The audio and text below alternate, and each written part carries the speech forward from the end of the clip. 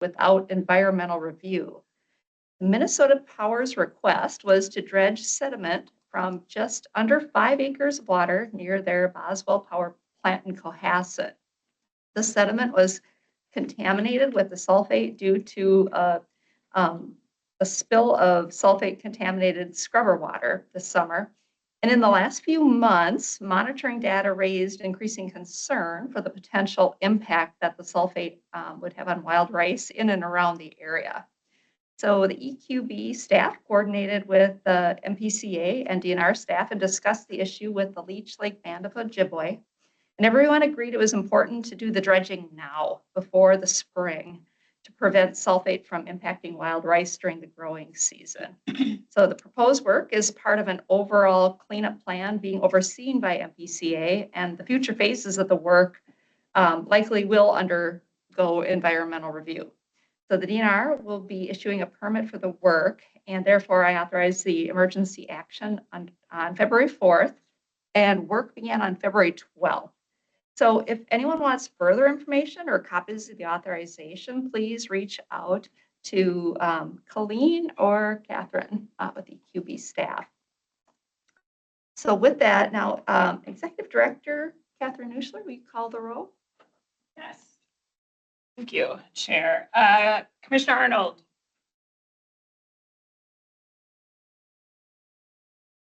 Commissioner Arnold, you were here. I'm here. I'm Okay. here. Sorry, I couldn't get off mute. No worries. Board Member Bakken. Present. Board Member Bauerkemper. Here. Okay. Board Member Brands. Board Member Brands.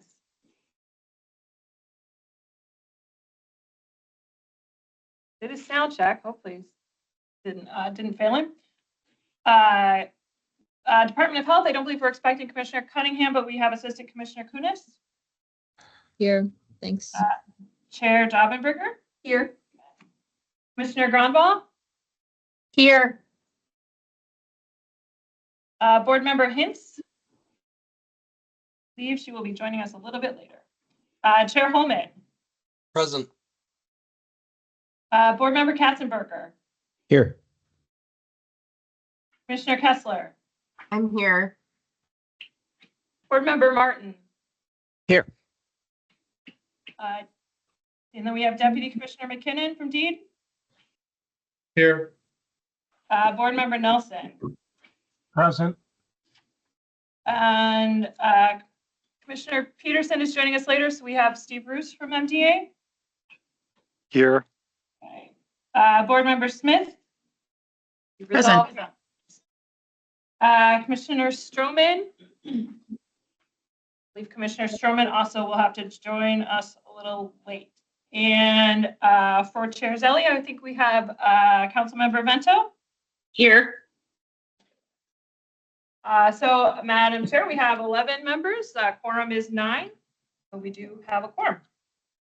All right, very good. So then next on the agenda is the approval of the consent agenda, which includes meeting minutes from the January 15th, 2025 EQB meeting, packet page 5, and the preliminary agenda for this February 19th, 2025 EQB meeting, and that's on packet page 3. So may I have a motion to approve the consent agenda? Member Katzenberger, so moved. This is Commissioner Kessler. I can second that. You, Board Member Katzenberger and Commissioner Kessler. Is there any discussion on the motion? All right, so then with that, we need to call the roll, right? We do, Madam Chair. So on the approval of the consent agenda, Commissioner Arnold. Aye. Board Member Bakken. Yes. Board Member Bauerkemper. Yes. Board Member Brand.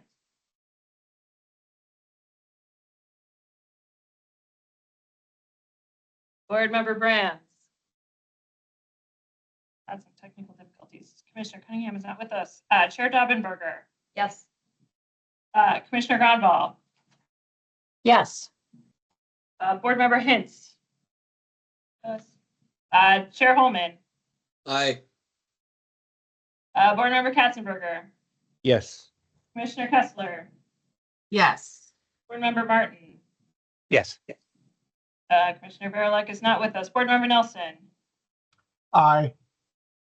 Commissioner Peterson is not with us. Board Member Smith Aye. and Commissioner Stroman is not with us, but everyone present having voted aye. Very good. The motion carries and the consent agenda is adopted. So now I will turn it over to Catherine Nuschler for the Executive Director's Report. Thank you, Chair, and thank you to everyone for joining us virtually today.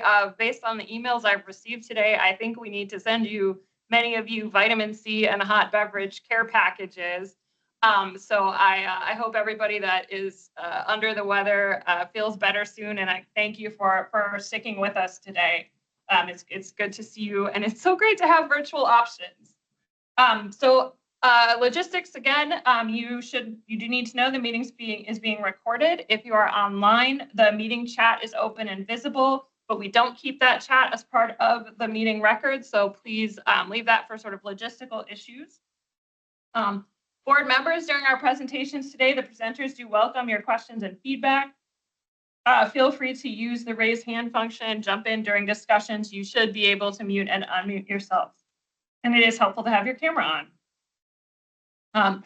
Members of the public, there will be some opportunities to give input to the board today. The first opportunity will be during item 5, the Groundwater Policy Report.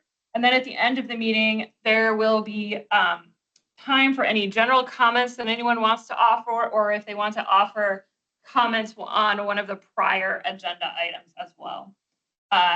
When we get to the public comment part of the agenda, please use the raise hand button and we will add your name to the list of the commenters and call on you. If you're in the room, you can let us know you'd like to comment, and then we will cue you at the appropriate points in the agenda. And if we call on you, it may take a moment before you are able to unmute. So just be patient. And again, the comment procedures and guidelines are on the first 2 pages of the meeting packet. I do want to emphasize at our meetings, the key part of the comment is to provide input to the board on the information that they're receiving or relating to what you want the board to decide in a decision item. I know, and occasionally in the past, we have had some questions. It's quite frequent that we actually are not able to have the information in front of us to answer questions, but we will be working on follow-up. And so moving on to the director's report, I do plan to do more reporting in my updates about past comments from the public and the follow-up that was done. So last month, there were some questions and comments about Minnesota's greenhouse gas emission inventory, which is a biennial report that tracks the state's greenhouse gas emissions that are contributing to climate change. Commissioner Kessler provided some information in the meeting, and she and MPCA also followed up with the commenter.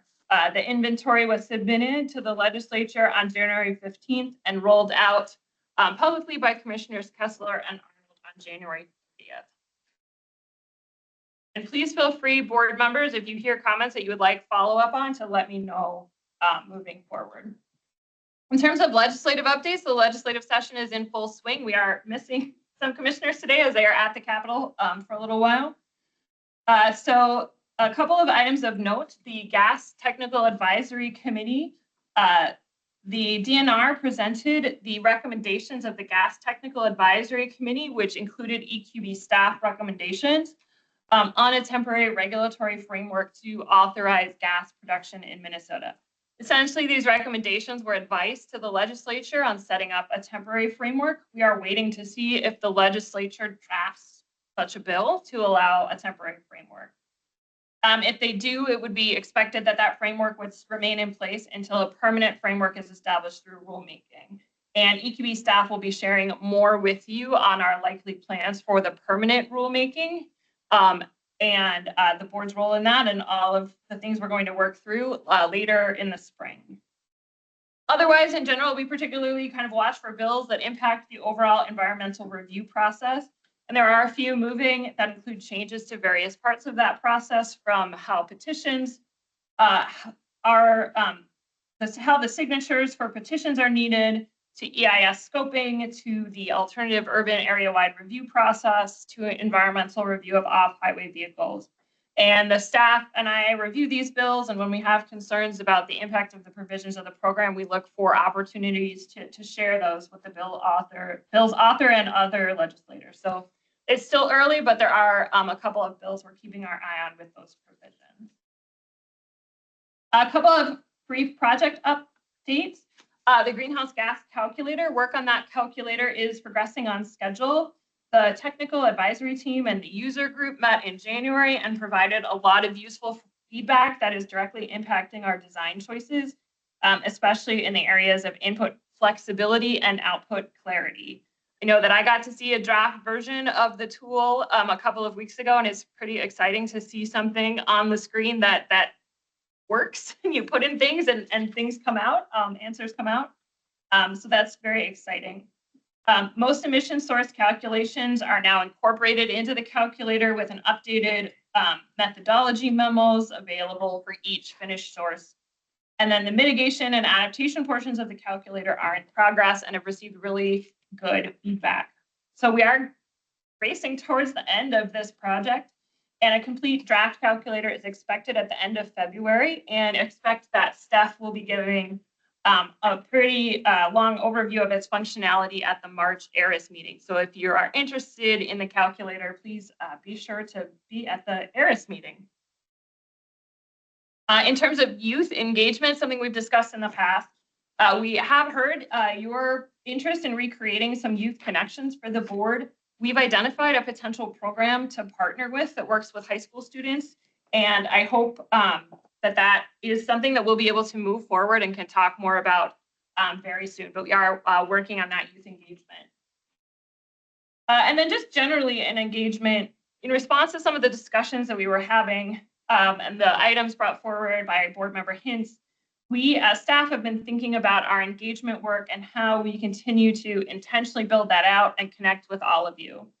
So following up on the strategic plan, I've been thinking a little bit and working on drawing up actions, results, and measures so that we can report back to all of you on how we're doing, meeting our strategic plan outcomes and implementing those key strategies. And obviously engagement is a key piece of this. So I'm thinking that we should have a more in-depth conversation with the board about the actions we can take to meet our outcome of fostering meaningful conversations around environmental issues and how we track it and measure our results. And so my hope would be that we bring that forward for discussion at a future meeting. If anyone wants to talk more about that engagement piece, please reach out to me or to Priscilla. And that, Madam Chair, is my director's report for today. Thank you, Executive Director Nuschler. Does anyone have any questions for her from board members? Not hearing any.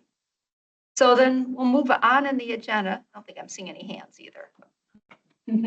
We'll go ahead and move on in the agenda. The next item is the election of the vice chair for EQB, and board member Nick Martin has been holding this position since March of 23. Really appreciate his leadership and support of helping with the chairing of the meeting. There have been times that he's had to jump in, but he has indicated willingness to continue as vice chair. So Nick is the EQB public member representing Congressional District 4, currently serves as the Director of Strategic Outreach and Advocacy for Xcel Energy, leading efforts to promote equity in the clean energy transition. So, Nick, I appreciate your willingness to continue on as vice chair. Would anyone like to nominate board member Martin for the position? Member Katzenberger would be happy to. Public member Nelson the second.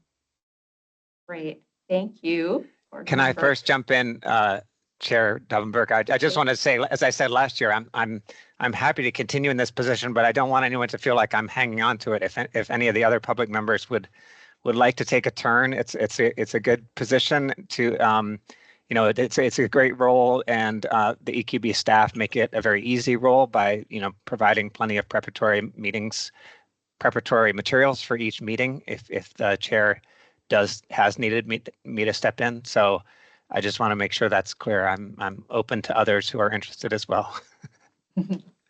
Thank you for that, Board Member Martin. And I agree, the EQB staff does make it very easy for us to chair meetings, get us very prepared for these. So if that is ever a concern for folks interested in potentially chairing, being the vice chair, please feel free to talk to Board Member Martin or me about that, because I think they do a great job and make it so that the job is not too difficult. So thank you for those words and your willingness.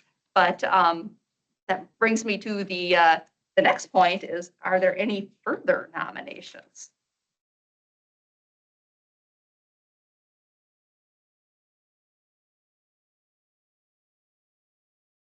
I am not hearing or seeing anything. So I think, and with that, we do have a motion and a second.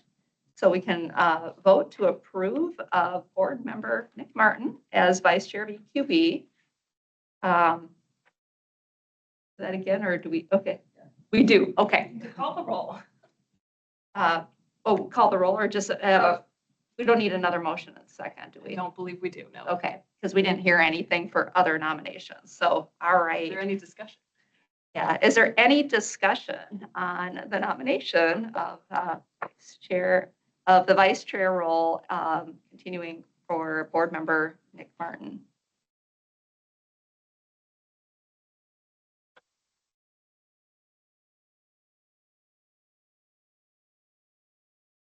Rather quiet. So, okay, well, then with that, why don't we go ahead and call the roll on, so what you're approving would be the motion, the second for Board Member Nick Martin to continue in the Vice Chair role.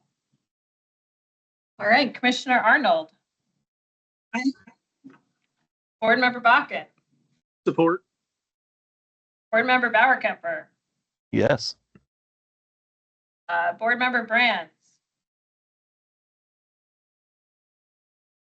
Board Member Cunningham's not with us. Chair Daubenberger. Yes. Commissioner Grandval. Yes. Board Member Hintz. Not joined us. Chair Holman. Aye. Board Member Katzenberger. Yes. Commissioner Kessler. Yes. Board Member Martin. I'll abstain. Commissioner Verlag is not with us. Board Member Nelson.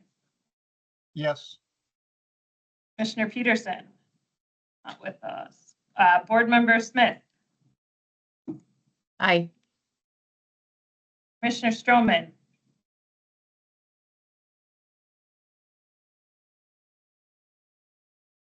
All right. That is 10 yes votes, Madam Chair. Well, thank you.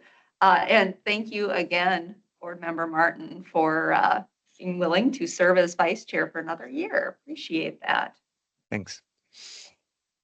Okay, so then next item on the agenda is our Robert's Rules Procedure Training. And we have our presenters, Ann Keeling and Brian Carter from the Attorney General's office. Are they ready to jump in? Yeah. All right. I'm here. Can everyone hear me? Yes. Great. So I'm not really presenting today. I'm just here to introduce my colleague, Brian. So hi guys, happy to see you all. Brian Carter is a colleague of mine from the Environmental and Natural Resources Division.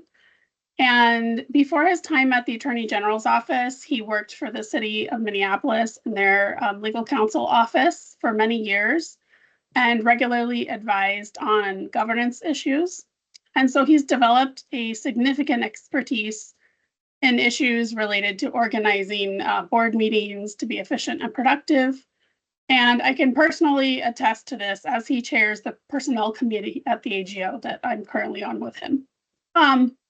So we wanted to invite Brian to help the board think about what kinds of rules and procedures they might want to put into place to ensure that EQB's meetings are smooth and efficient and productive. and so that the board has a collective understanding and agreement about how to interact. So with that, I'll just hand it over to Brian. Hi, good afternoon, everyone. Can you hear me okay? Yes, we can. All right, great, thank you. First off, thanks for having me. It's a pleasure to come here and talk about this topic, which I actually enjoy thinking about. I can tell you, after spending nearly a decade advising the Minneapolis City Council on some of the most difficult decisions they had to make over that time period, these rules of deliberation are really key in ensuring that a deliberative body functions, every voice is heard, and that it's able to get its work done, even in sort of a pressure cooker environment like certainly the one the city of Minneapolis had during the time period I was there. So I am, with that sort of introduction, is it okay if I just share my screen and I can work the slides myself? Yes, I think that would be fine if that works for you and the technology follows through. Looks good. Let's see, can you everybody see that okay? We can see it here in the room. I'll just pull up the chat. If anybody can't see it, just throw it in the chat. Okay, so what I'm going to present today, and I hope you'll excuse me, I'm just getting over a pretty bad case of pneumonia. So if my voice gives out, I've got water and a pile of cough drops here. So hopefully I'll make it. So what I'm going to talk about today is rules of order for small government bodies like yours. I didn't quite catch the number of members that you have, but certainly we're not talking about like the House of Representatives or somebody in a legislative body like that. And typically what you'll see is that smaller bodies use more or less a simplified Robert's Rules of Order. And I'll talk a lot about Robert's Rules, but I'll really focus on the simplified version that sort of encapsulates like 95% of what smaller bodies like yours need. I understand you all already have Robert's Rules in place. It raises some interesting questions, but maybe we can highlight some of those as we go. All right, so basically here's a brief outline of the talk. We'll spend a little bit of time on the history of Robert's Rules. I think it's kind of fascinating and puts them into context. Talk about some of the key goals and benefits of those rules. And then we'll do kind of a primer on the basic mechanics of a simplified version for Minnesota government deliberative bodies. And the one I'm going to mainly focus on, and it should track Robert's Rules pretty closely, is the version that the Minnesota League of Cities has published. You can find on their website. I like it because it's very short. It's just like a dozen pages. It comes with cheat sheets and that kind of thing. So it's really easy to execute.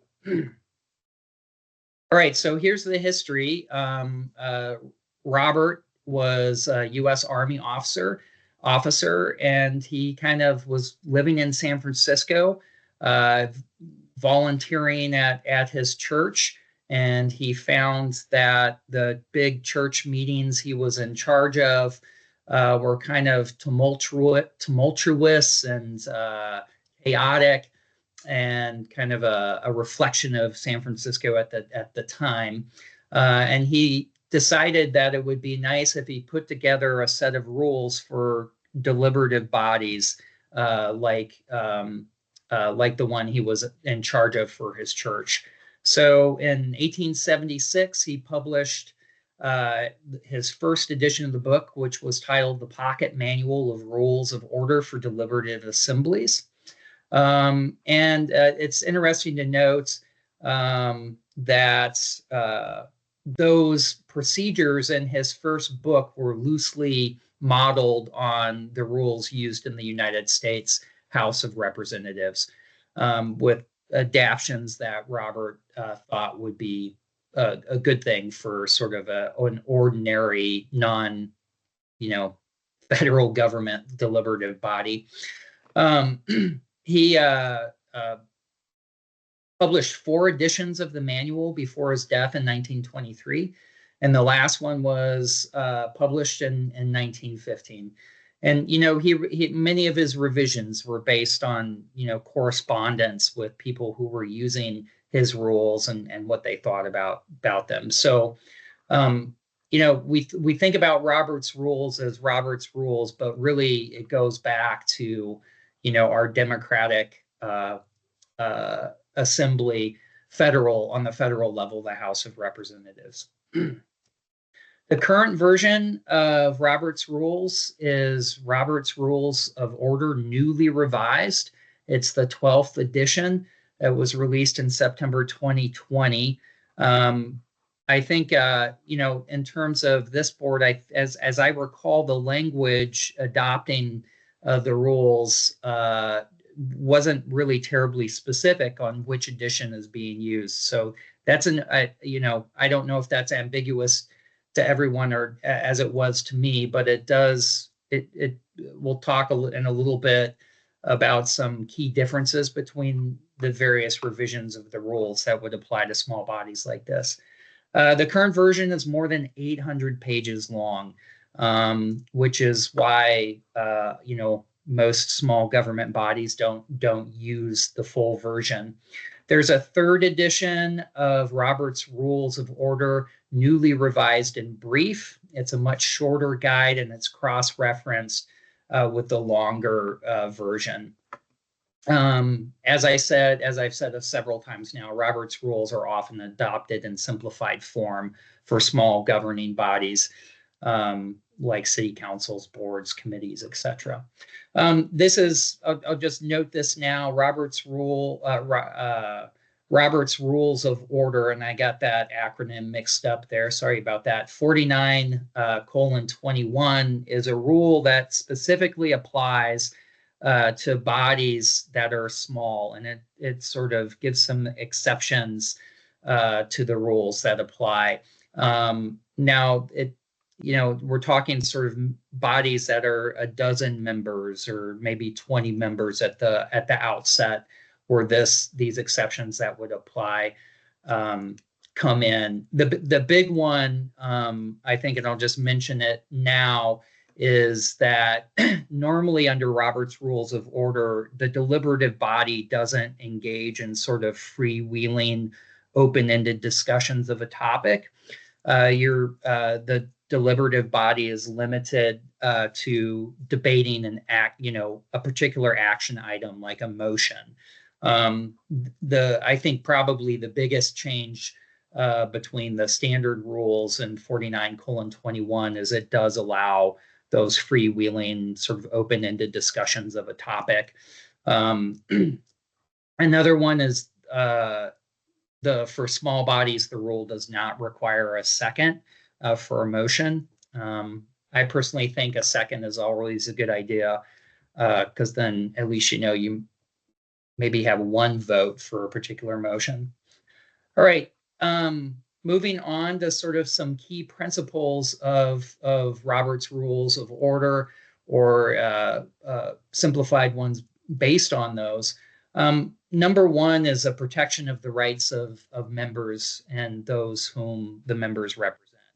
A foundational point of Robert's Rules of Order is equality amongst the board members or the committee members or the council members. So everybody has the same voice, everybody has the same vote. Debates are conducted in such a way that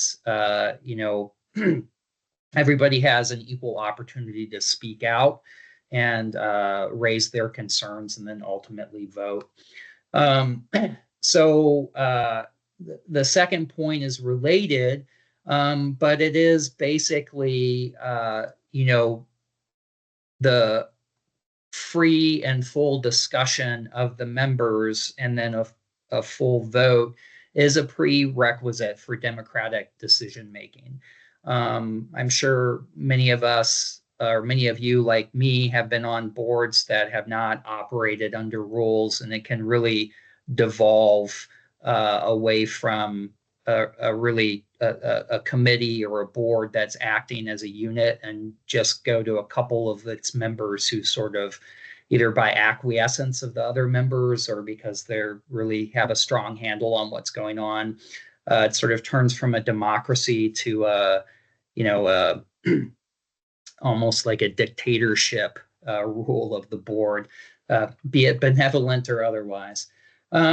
Protection against instability is another key principle, and this is based on one, you have the chair of the board who is making all of the procedural decisions.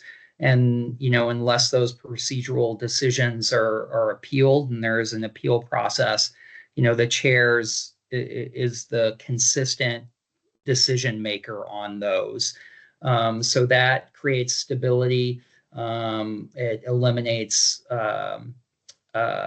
sort of chaotic disputes over how to run the meeting. And another important part of protecting against instability is ensuring that the quorum rule, and that ensures that the deliberative body isn't sort of hijacked by a smaller group. Some more key principles talked about the protection of the rights of members and those whom they represent. All members are represented by and serving on the deliberative body have a right for their views to be heard. I talked about the quorum requirement, which ensures that a vocal minority doesn't take over the business of the assembly or the body. A full and free discussion as a prerequisite to democratic decision making.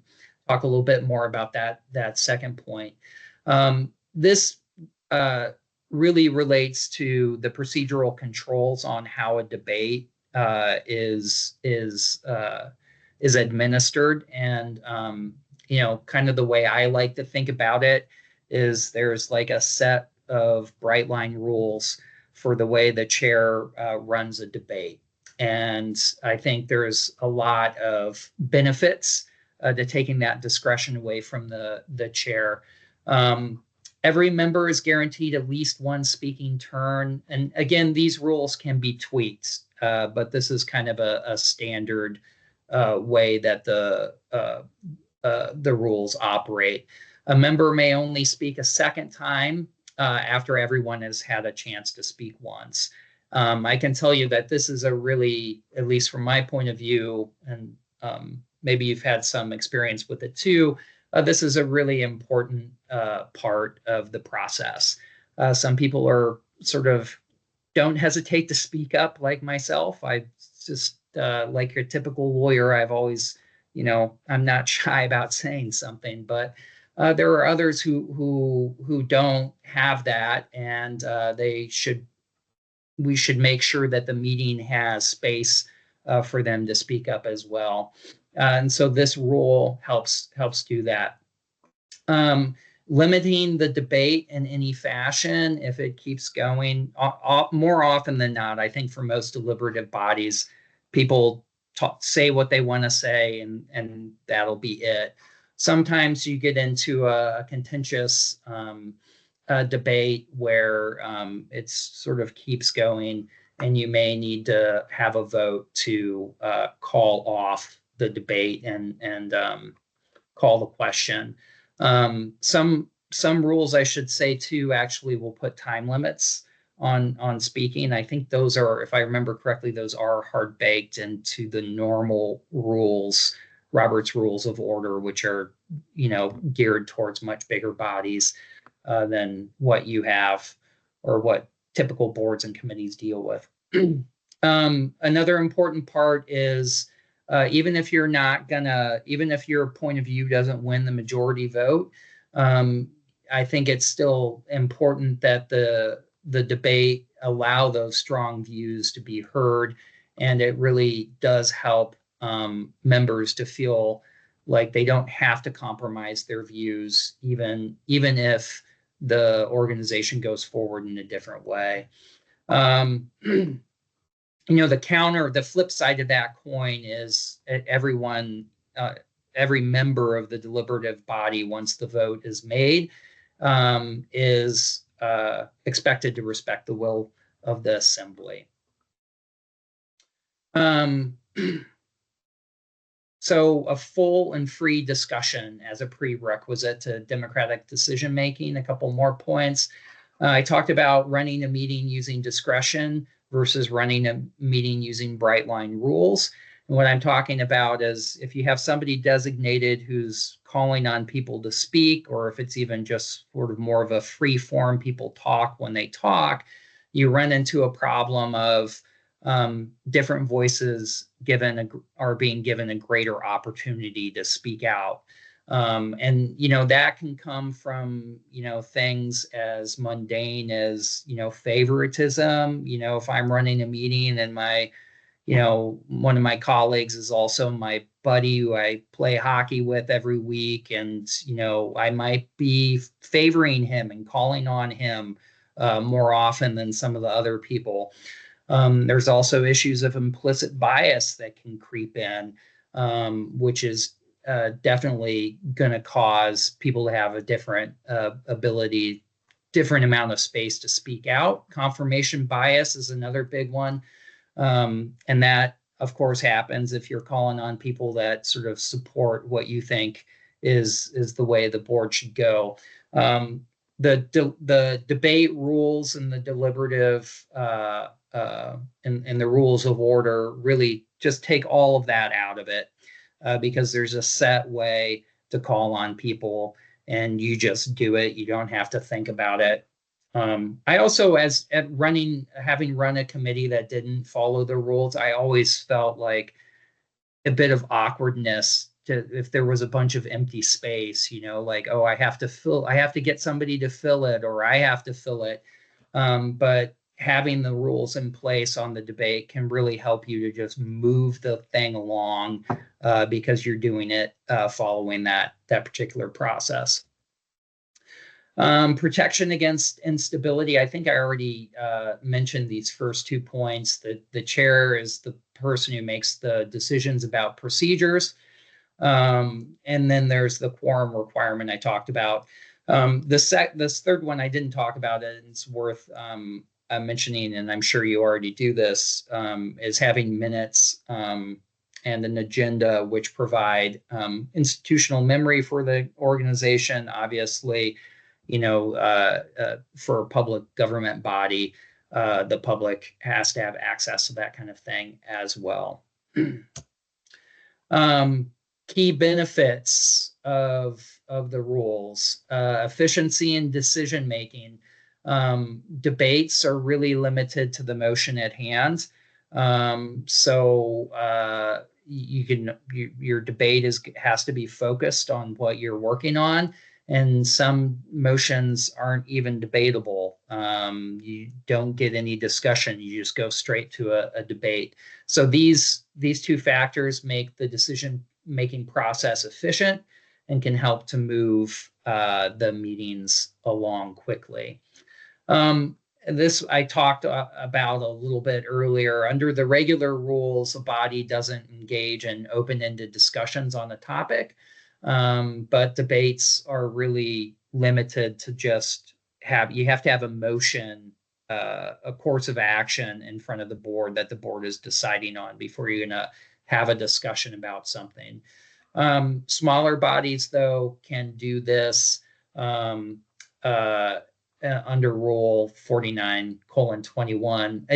And oops, I think it's open to, in my mind, this is kind of open to debate whether this is a good idea for even small boards of a dozen or so. If the discussion work on a particular idea or project is going to happen outside of the small board meetings, like in smaller informal work groups, or maybe staff are going to put things together for you, it probably does make sense to refrain from open-ended discussions of topics. But the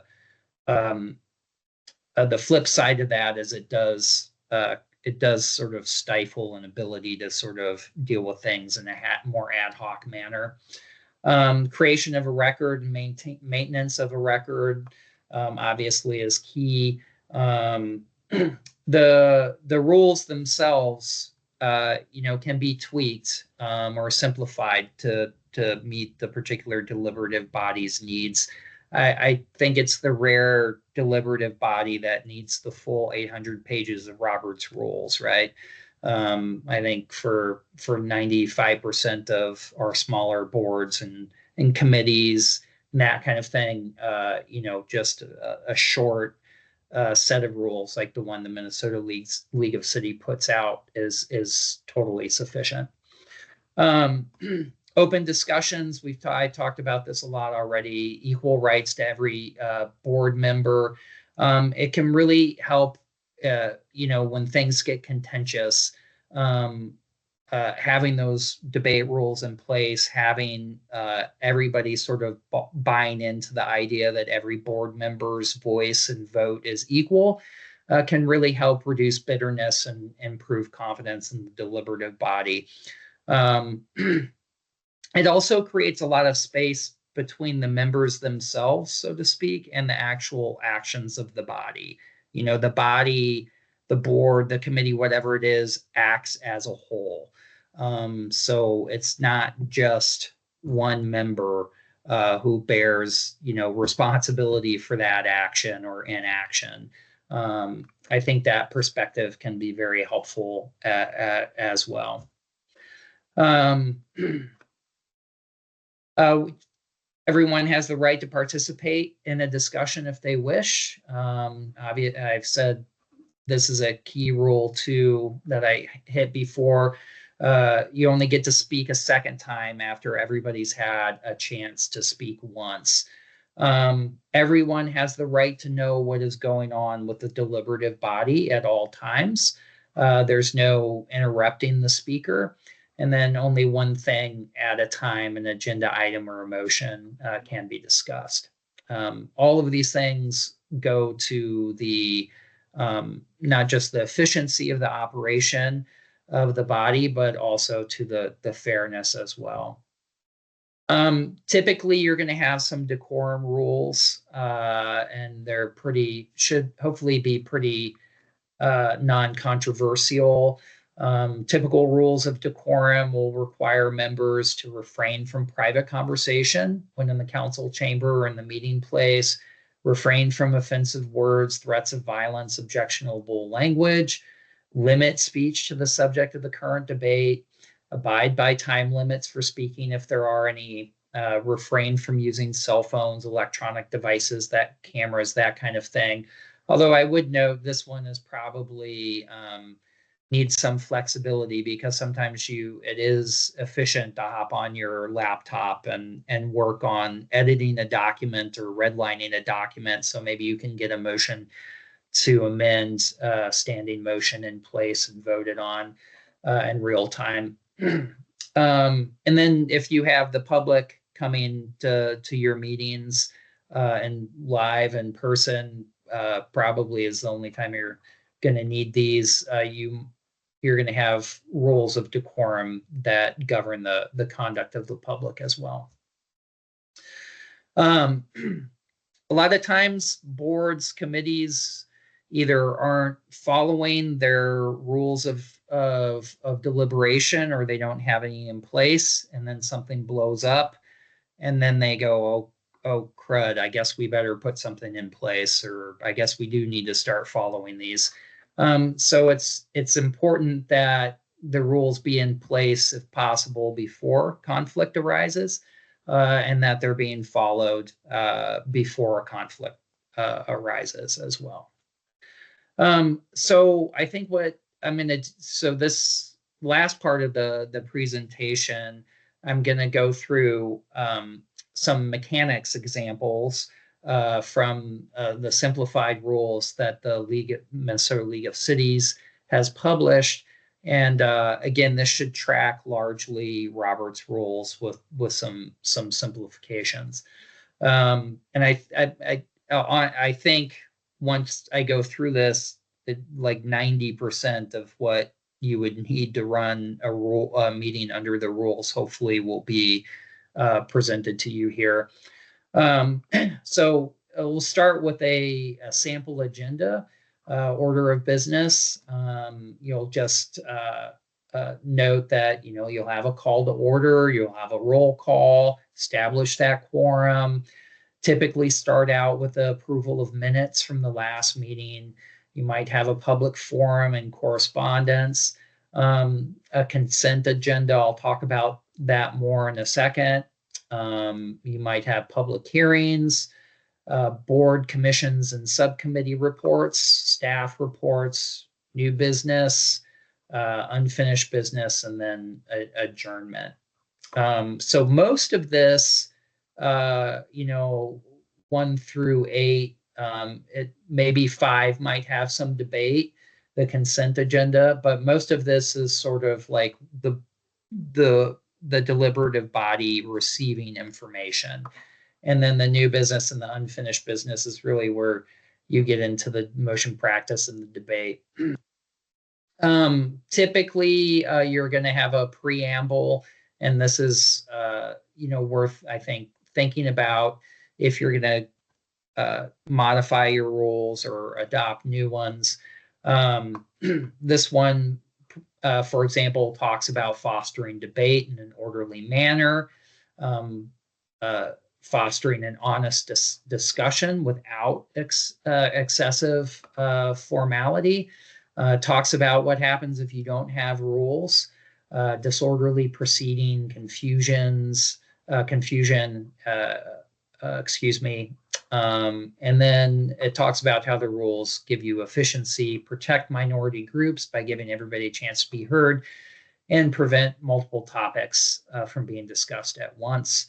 And then obviously requires decisions be made by majority rule. Rights of council members. This is a theme, I've been hammering on. All members are equal, have the same rights to make motions, object to motions, participate in debate, have their votes counted, and speak free of interruption. These are sort of, this one is obligations of council members, so some overlap with kind of decorum requirements. And this is just sort of like the council members sort of guarantee that they're going to recognize their obligations, and that they're going to wait to be recognized by the chair before speaking, unless otherwise provided by the rules. There's no right to just speak at a whim. And council members are going to do their best to speak directly on the subject and observe time limits. Going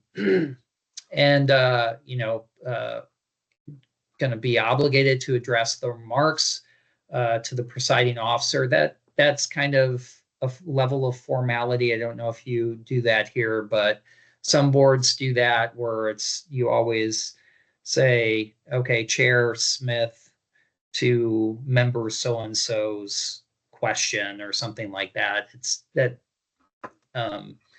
That's hard baked into this one, but certainly is maybe a level of formality that some boards and committees don't need.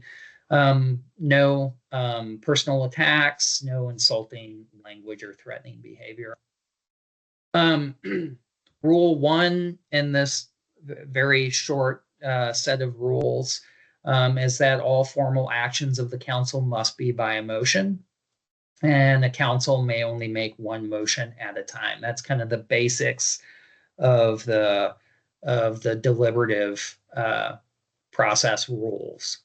It's the foundational one, I guess.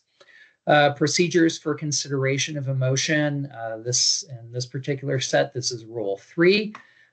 This one has, I keep trying to highlight things and it just advances the slide, so sorry about that. This one has in its rule that the motion need not be seconded. And that again follows from Robert's Rules of Orders for small deliberative bodies. My personal preference is to always require a second. It does, sometimes you can't even get a second for your idea. And you probably shouldn't waste the deliberative body's time debating it if that's the case. But this particular one doesn't have a requirement for a second. Once the motion has been made, the presiding officer restates it and then opens the motion for debate. And so this one has some language about the mayor because it's for cities, but that's not really applicable here.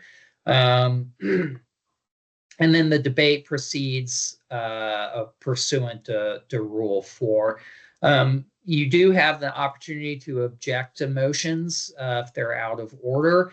Maybe it's not the proper time in the agenda. Maybe it's not the proper format. Maybe it's against the particular laws or ordinance or the body's policies. If that's the case, then the presiding officer makes the decision on that, and then there's an ability to appeal as well.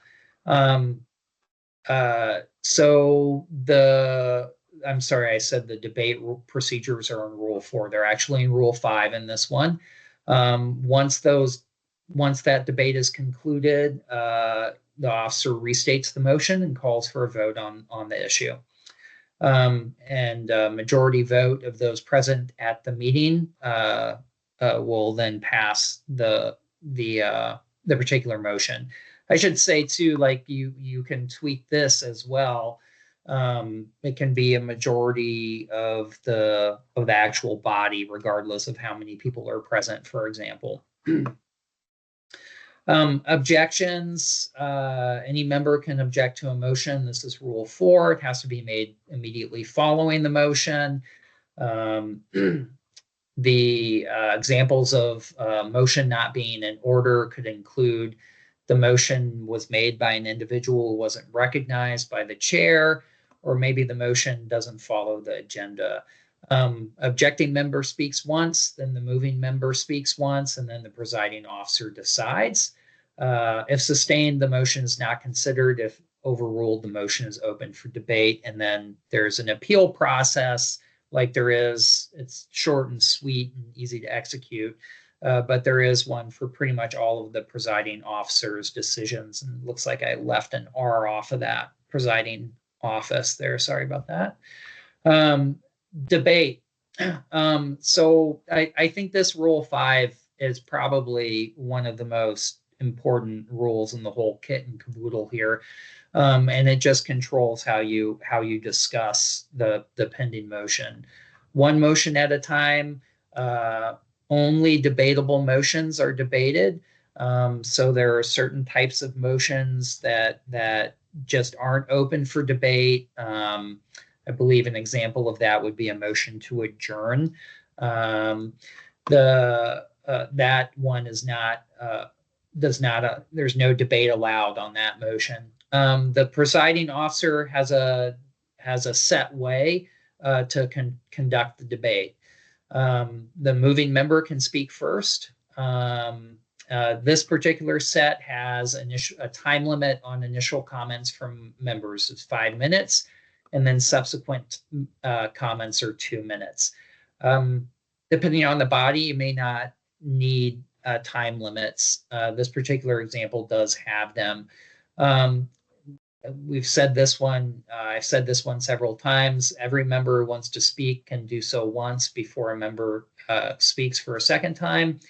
You're to avoid repetitive comments, and instead just, so-and-so said X, I agree with so-and-so, or I agree with what so-and-so just said. Debate is only interrupted by certain motions. So if you have a pending motion to adopt some new policy, for example, you can have a motion to amend that motion. That's a qualifying emotion. So, excuse me, that's a qualifying motion. So that interrupts the first motion and you handle that second motion before you go back to the first one. Motion to amend is probably the most common example of that. You can also get a motion for substitution where, you know, maybe the amending the current motion would just be too much. So you're just going to delete the current motion and substitute in a new one. In that case, the interrupting motion needs to be resolved before returning to the original debate. These are secondary motions that can be sort of inserted into the pending motion and interrupt that. This motion to amend, a motion for a brief recess, a motion to withdraw the motion, motion to divide a complex question, a motion to table until the next meeting.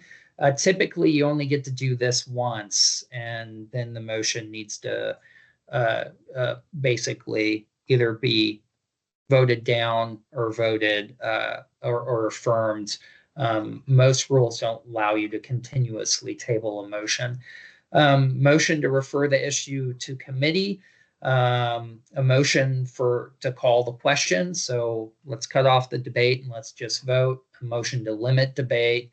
Let's only talk about this for 10 more minutes or whatever it is. And then a motion for call to order if a member thinks that the rules aren't being followed.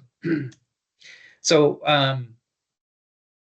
these rules may or may not be debatable. I mean, this particular set of simplified rules, you can get with them. I think it's probably in the same PDF. There's a little cheat sheet that has all the motions listed, tells you whether it's an interrupting motion, tells you whether the motion is debatable or not. Rule 7 is the appeal procedure. So this is how you appeal from the chairs or the presiding officer's ruling on a particular procedural question. Any member may appeal the presiding officer's ruling to the full body. The moving member or the appealing member speaks once, the presiding officer speaks once, nobody else speaks, and then you vote on the issue as a whole. A majority of members exclusive of the presiding officer controls whether the appeal is sustained or rejected. And so this provides a real quick way to deal with procedural issues where somebody isn't happy about the way the presiding officer has decided to do something. Special motions. These are sort of non-qualifying, non-interrupting motions that come up. Motion to adjourn, obviously, at the end of a meeting. Motion to go into closed session. This comes up in, pursuant to the open meeting law. If a board or a council or a committee needs to get legal advice that needs to be confidential, you go into a closed session, right? There are those magic words that you have to use to get into those closed sessions and comply with the open meeting law. Motion to leave a closed session, a motion to reconsider, a vote can be made, but it has to be made at the same meeting and made by a member on the prevailing side. Motion to rescind, a motion to suspend the rules. Again, I talked about that cheat sheet. That is very useful to talk about figure out whether a motion is debatable, whether it's interrupts a pending motion, etc. Consent agenda. We saw this on the sample agenda. A consent agenda is really useful to improve the efficiency of meetings. It allows the council to consider several items at one time. Only one motion is needed to approve everything on the consent agenda.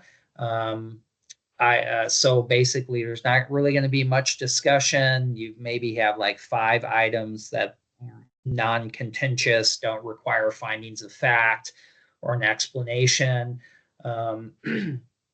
And so you put them all on your consent agenda, and I'm sorry if you all are, well learned in using these.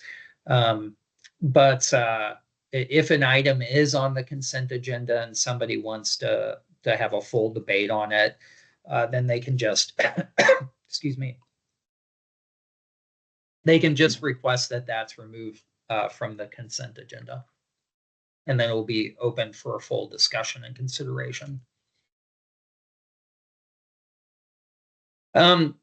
This is an interesting one.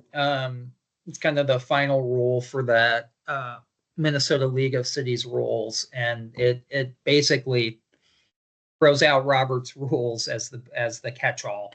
And I think that this is probably advisable in most situations, given the scope of Robert's rules. It's kind of almost like a black box, I think, for most deliberative bodies, and kind of don't know what's in there most of the time. And so it's probably better for most deliberative bodies to just not use them, have their short, simplified set of rules. And if there is a situation, excuse me, where if there is a situation that is not addressed by the simplified rules, then you go to the intent of the rules as defined in the preamble, and that's what you base the decision on, rather than having this 800-page sort of behemoth of rules that, may or may not help you and may or may not make sense in your particular situation. A couple of overarching points for Minnesota government. Obviously, regardless of what you do, what rules you have in place, how you're running your meetings, you have to comply with state law and other applicable rules and regulations. Obviously, the open meeting law is a huge one. Data Practices Act is another big one. And then, a body's enabling statute might have some matters of import in there as well. And then, work with your legal counsel to ensure that what you're doing is consistent with those applicable laws. And I think that's it for my presentation. So I'm happy to take questions. Normally I sort of take them as I go, but with the Teams meeting format, I thought it'd probably be better to just get through it, but happy to answer any questions. You appreciate that presentation, and I thought that was super informative, Brian. Yes, go ahead. I just wanted to make 2 notes about the EQB's procedural rules. So we do have procedural rules that are in Minnesota Rules Chapter 4405 that were adopted some time ago. And those rules do say that the current revised version of Robert's Rules of Order, of which I have a copy, does govern governs any questions. So we do, by rule, that's kind of the final authority.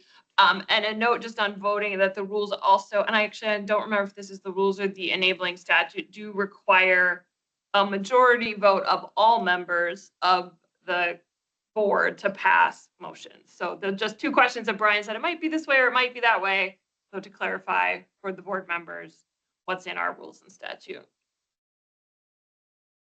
Director Nuschler, and so if we have a quorum, take a vote, we need the quorum vote, essentially, not just the majority of the quorum. Correct. That, maybe another question I have is the suspension or Robert's rules not applicable So when we, as Catherine was just describing, we use Robert's rules, but we've had portions of our meeting where it's been more of a work session facilitated by, or the discussion facilitated by, say, a consultant or someone who's running that part of the meeting, which, like I said, might be more of a work session. And in that case, we've suspended Robert's rules so that people could just talk through with the facilitator and didn't have to go through the chair.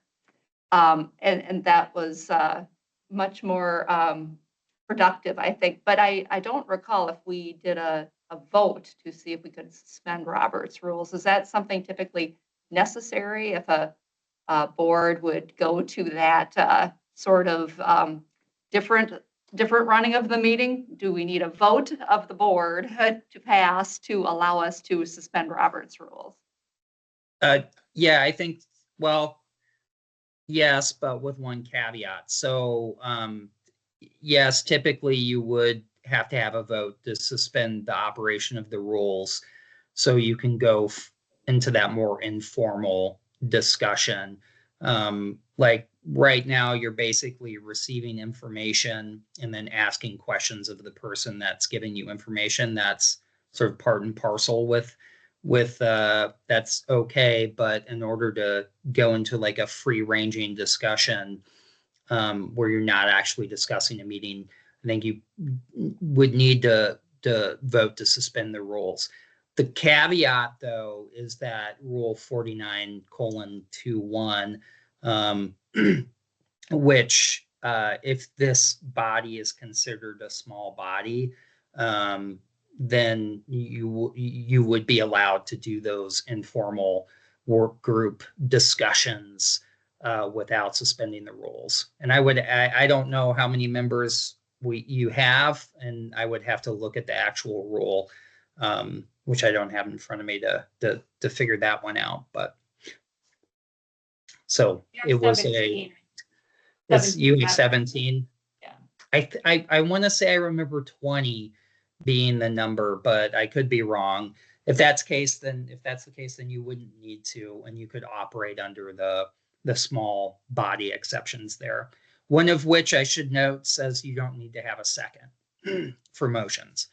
And also allow another efficiency one that's allowed is you're allowed to vote. You're allowed to vote to take an action without formal motion practice, so to speak, without a formal motion, without a formal debate, so long as it's clear to everybody what's being voted on. Well, what other questions are out there by board members?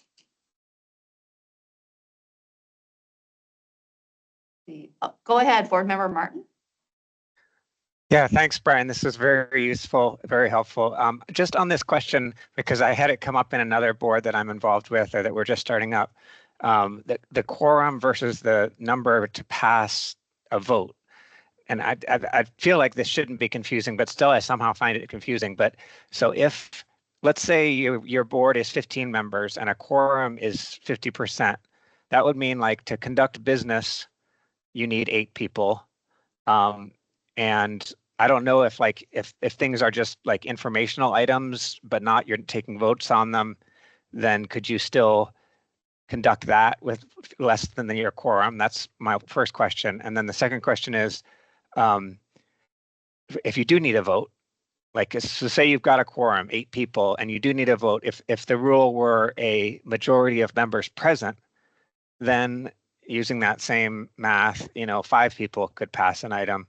But if it were a majority of all members, then you would still need 8. So like everybody present would have to. So maybe you just kind of talk through those a little bit more. Yeah. Yeah. Thank you. Yeah, and I think you you stated that all correctly. If you don't have a quorum, the body cannot meet, so Okay. It can't conduct any business. Even an informational item or something. Even informational okay. items. It's also can be very frustrating too if you lose your quorum during a meeting, then you have to adjourn. So that does happen, and typically happens in long meetings on contentious items, which sort of just can make that can be one of the frustrating aspects of these rules. If you've been debating something for an hour and 45 minutes, and then all of a sudden you lose your quorum, and inevitably it'll be on something where you have to act within the next week, and so you're going to have to schedule a special meeting. So you need your quorum to conduct any business whatsoever, to convene a meeting. If you've got 15 members and 8 members present, you've got a quorum. If your rule is to pass a motion to take action, you need a majority of those present. Then you just need that majority of those present. So it's the majority of 8 or whatever else you have, be it 9, 10, 11, 12. If your rules or laws say you need a majority of the full number, then you're absolutely right. You would need 8. You need a majority of 15, regardless of how many people are there. So in that case, if you've got 15 members, 8 are present, then you would need a unanimous vote of the 8 members present in order to take action. Okay, thank you.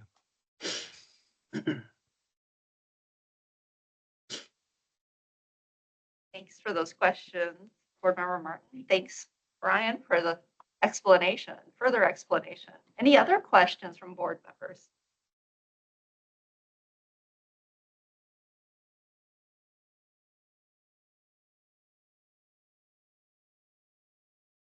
I certainly picked up on a lot of different things today that I did not know. I've got a lot of notes that I took here too. So this was really helpful.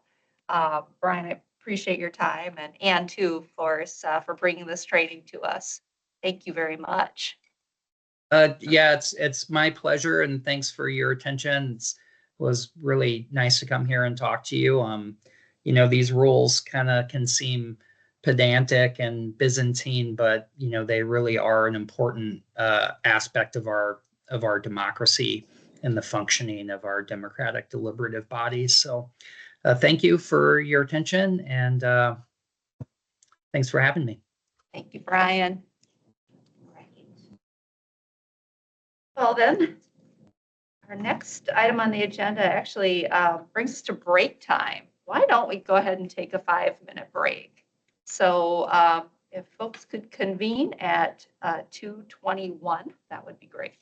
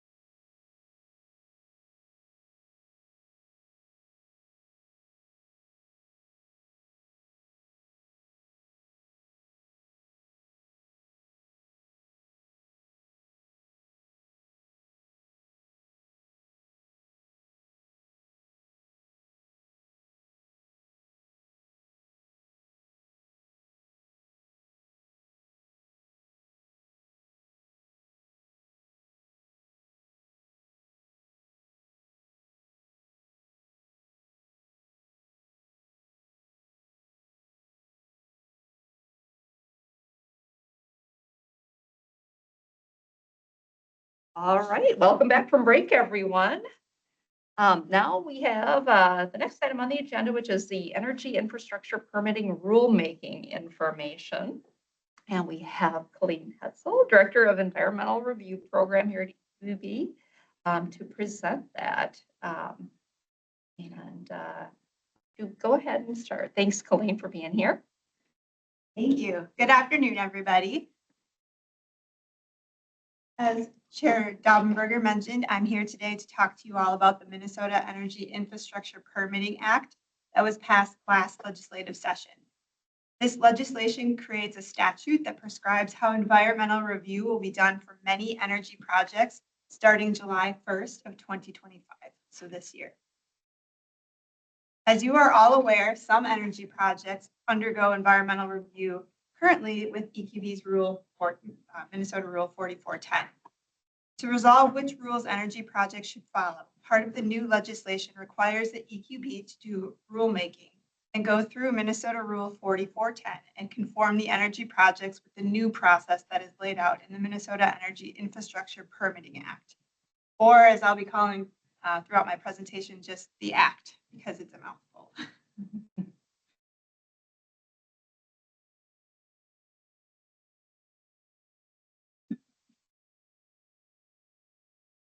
So here is a little bit of what we'll be talking about today. I'll start out with a history of energy and environmental review through the years. Then I'm going to talk about a summary of the Minnesota Energy Infrastructure Permitting Act. Then more about the scope of what rulemaking allows and what it doesn't allow. And then just a very brief rulemaking 101 so that we're all on the same page. And then I'll end with next steps and a timeline.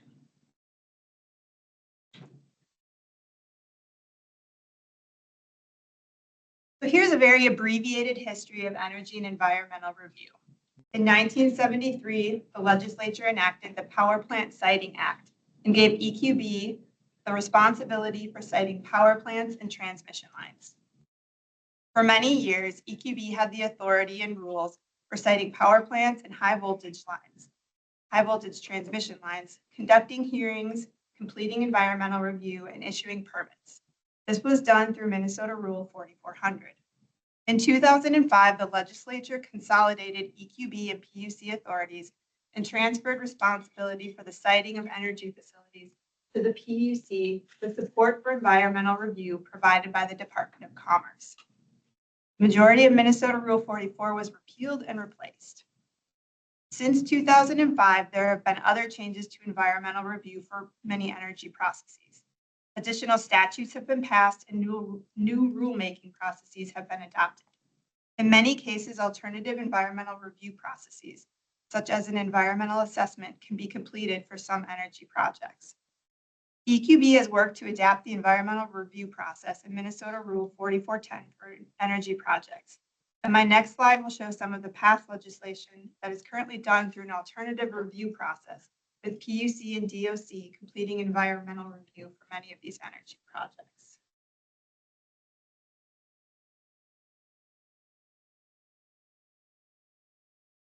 This slide shows the different statutes and rules that can now govern energy projects and environmental review.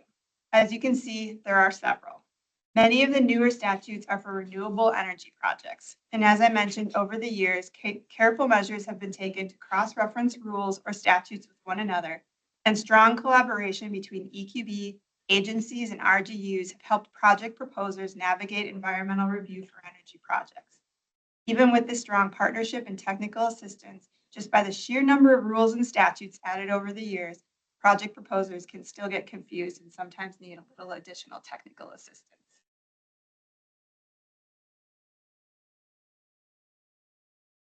This is the latest story of energy and environmental review, the passage of the Minnesota Energy Infrastructure Permitting Act just this last legislative session.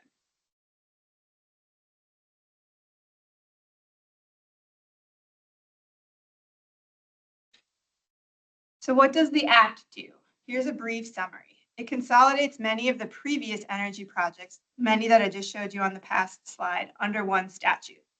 The act will also create a process for environmental review and designating sites and permit routes for large energy infrastructure facilities, which are high voltage transmission lines, large electric power generating plants, energy storage systems, large wind energy systems, and their associated facilities. It also creates an environmental review process for large solar energy generating systems. The Act divides environmental review energy projects into 3 different tracks.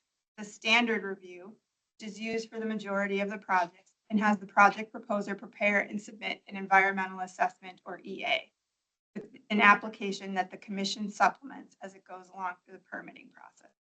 A public hearing is required, and there is an option for administrative law judge to preside over the hearing that is held. There's major review, which mostly applies to the non-renewable generating facilities. This requires a level of similar to an environmental impact statement or an EIS. After the EIS is complete, a public meeting must be held and presided over by an administrative law judge.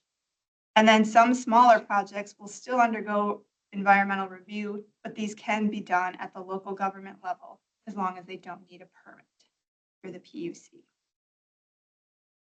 The Act will also transfer the Energy Environmental Review and Analysis or environmental review from Department of Commerce to the PUC, and this will be effective July 1st of 2025. The Act will also renumber much of Statute 216E, repeal much of Statute 216F, and repeal most of Minnesota Rule 7854 and 7850.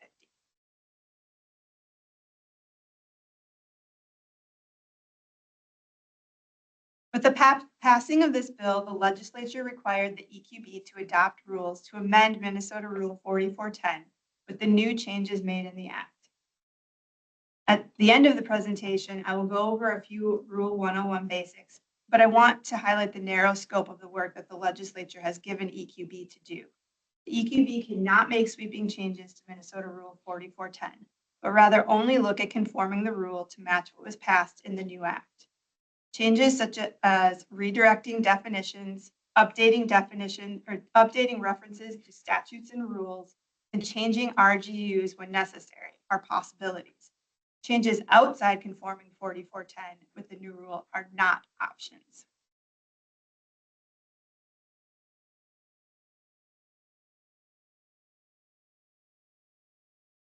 This is an example of a kind of change that would be eligible in order for EQB to conform Minnesota Rule 4410 with the new Act.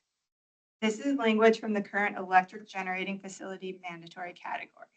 And as you can see, it has a reference to Minnesota Statute 216F.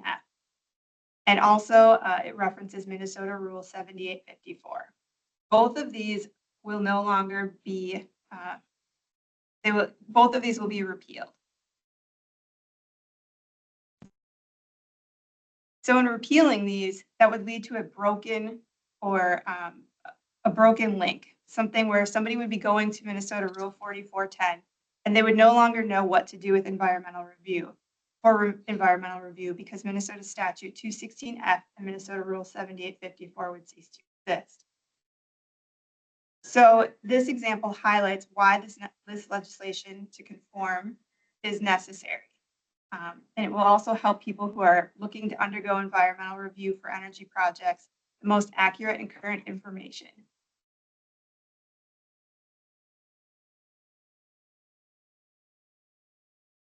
Here are some additional specific changes that were made in the Act outside of the direct references to repealed statutes and rules that might need to be conformed as well. These are items that EQB will review and then come back to the board to talk about more in the future. These are things that will provide clarity moving forward for RGUs, project proposers, and the public. The new Act has definitions.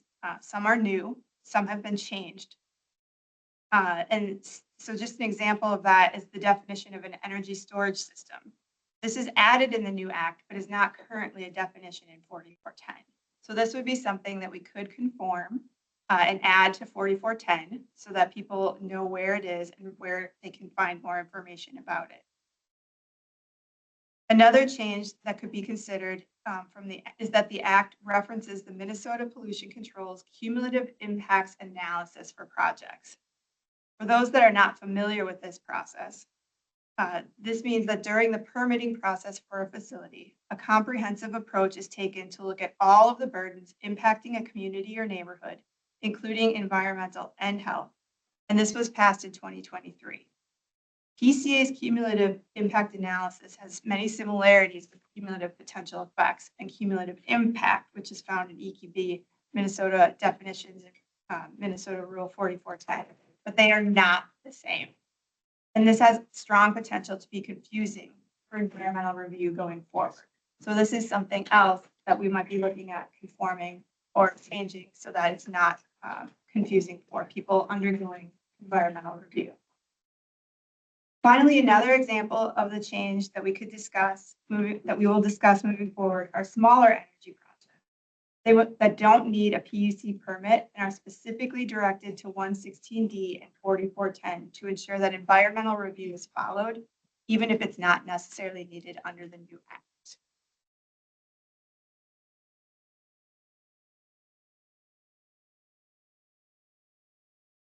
And then I just put on this slide 2 examples of those types of projects that are small energy projects that would not necessarily, they're not called out in the new act, but they would be something that we still have the ability in 4410 to have go through environmental review.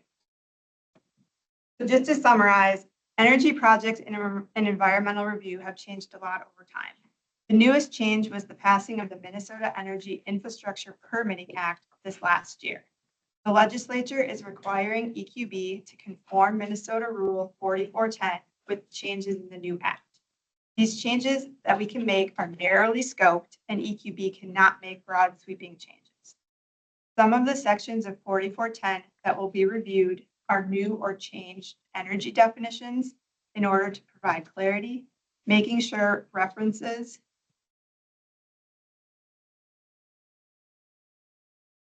to statutes and rules are not broken, but provide accurate information for environmental review, and making it clear how smaller energy projects will undergo environmental review in the future. So with that, I'm going to stop and see if there are any questions on that part, where it's just the scope of the legislation and then what EQB is being asked specifically to do by the legislature to conform Minnesota Rule 4410, the new act.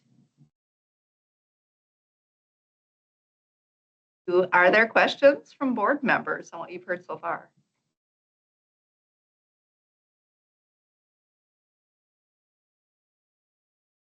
Hearing any?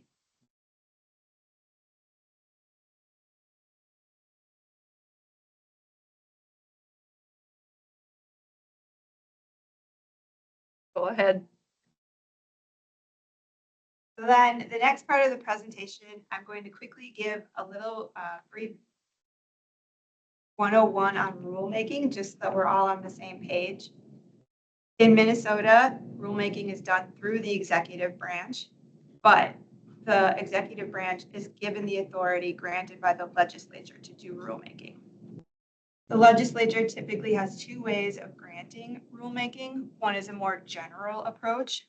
An example for EQB is Minnesota Statute 116D.04, which broadly grants EQB the authority to make rules for environmental review, such as changing mandatory categories. The legislature can also give very specific examples on rulemaking, and that's what we're talking about today. The Minnesota Energy Infrastructure Permitting Act allows the Environmental Quality Board a very specific authority to only look at using the expedited process to amend and conform Minnesota Rule Chapter 4410 with the new legislation that was passed.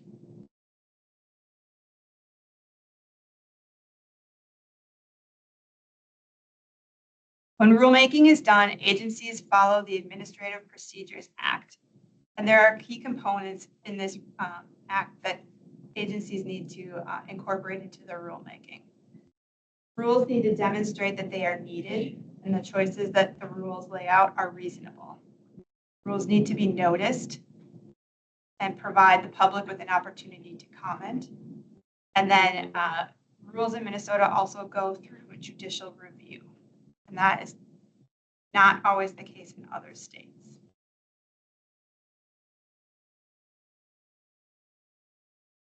A lot of rules are full rulemaking and they can require years to do. But there are alternative rule processes, and this is one of those. There are the two different types of alternative rulemaking processes are good cause exempt rulemaking, which are ways that if you have an emergency that you can update a rule or comply with a federal requirement. And then the second type is expedited, and that's what we're using in this case, where it has to be granted by the legislature.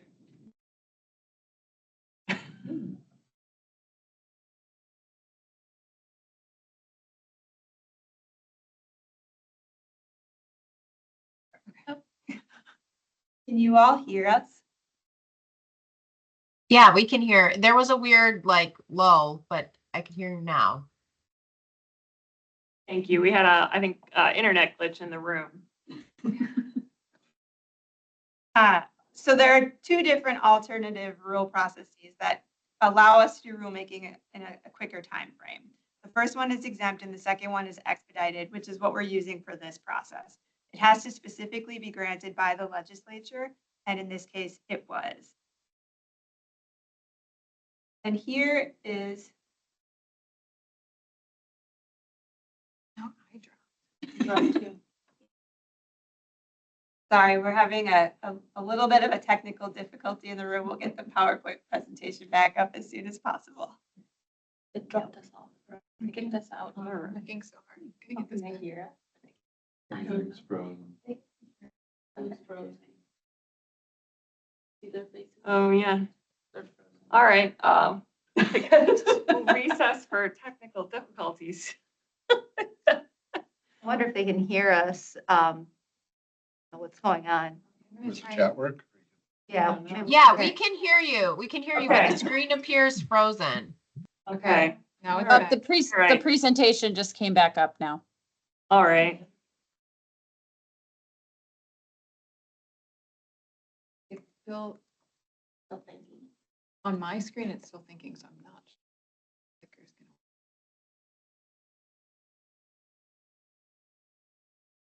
gonna. Okay. You know where you work? Try it, yeah.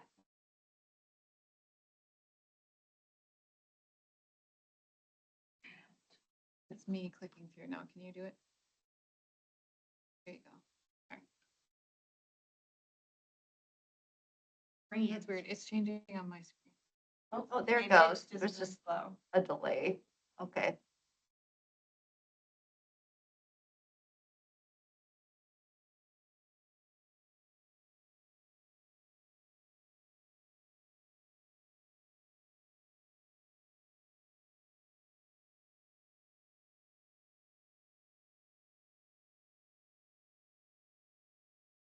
I want it on 19. 18. There. Okay. Perfect. Can everyone on the call see a slide with the title Rule Process Overview Expedited Process at the top? Perfect. Yes. Thank you. So this this is how the expedited process would work. It's very simplified. But the first step is informing and talking with the board, which is what we're doing here today. And then after that, EQB staff will go back and work on drafting the rule, and it will be brought back to the board. Once the board approves or is fine with the draft, that will be brought to a future meeting for you all to, sorry. All right, so I'm going to start over. Today we're informing the board. That is the first step that's happening today. The next one, the next box is to develop the rule and the supporting documents, which EQB staff will be working on. Once those are together, there'll be a quick check-in with the governor's office, and then they will be brought to the board to look at. And we plan on bringing those to the board at least 2 different times, once to an ARIS meeting and once to the full board meeting. Once we have approval from the board on the draft final rules, we will do a notice of intent to adopt the rules. That is a 30-day process and allows the public to comment on the rules. it is a requirement that EQB will respond to those comments and make changes as necessary based on those comments.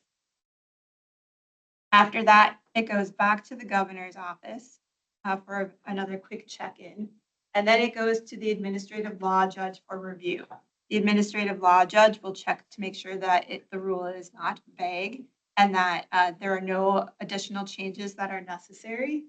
And then after that, the rule is ready for the board or a board designee to adopt it. This would be the step right before the filing order of adopting the rules. And the last step in the process is the final notice of adoption to let everyone know that the rule has been adopted. So are there any questions on the rulemaking process?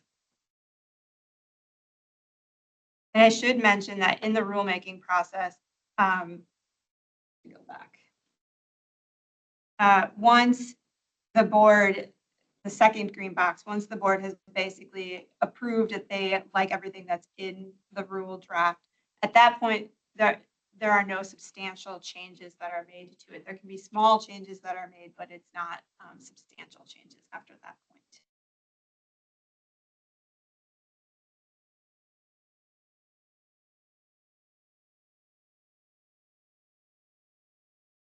Questions by board members?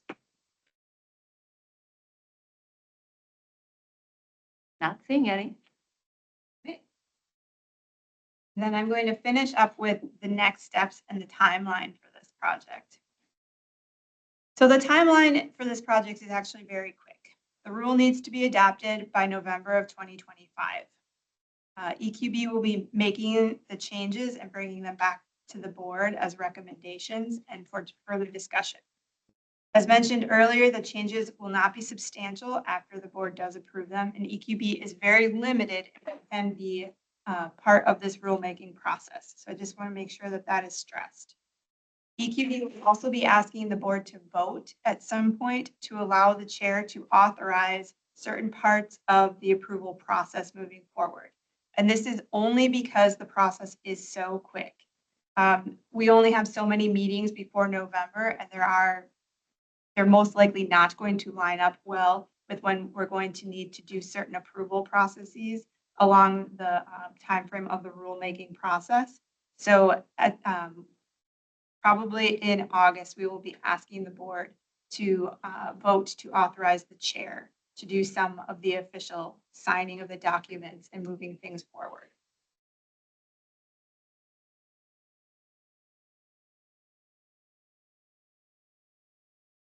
And then the last thing is the timeline. So we'll be bringing the draft rules to the ARIS meeting in June. And then based on the feedback from the ARIS meeting, a final draft of the rule will be brought to the August full board meeting for discussion and hopefully approval. This is the meeting where we would most likely also ask the board to allow the chair to be the designee moving forward for the rulemaking process. Once the board does approve the draft rules, the notice of intent will be filed. And again, that will be up and available for 30 days where people can comment. There is potential for a public hearing at that time if enough people submit a written comment.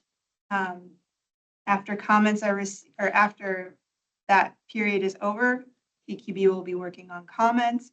And then once the comments and any necessary changes are made, this should hopefully be done in September. Then the rule will be submitted to the administrative law judge. The administrative law judge has 14 days to approve or disapprove the rule. So this would most likely occur in October. Then that means that we have a very short period of time to make sure that the final approval is done and that the rule is adopted before that November timeframe. So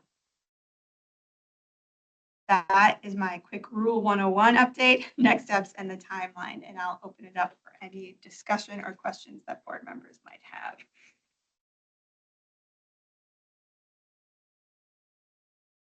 Thank you, Colleen, for that presentation and detailing the timeline too.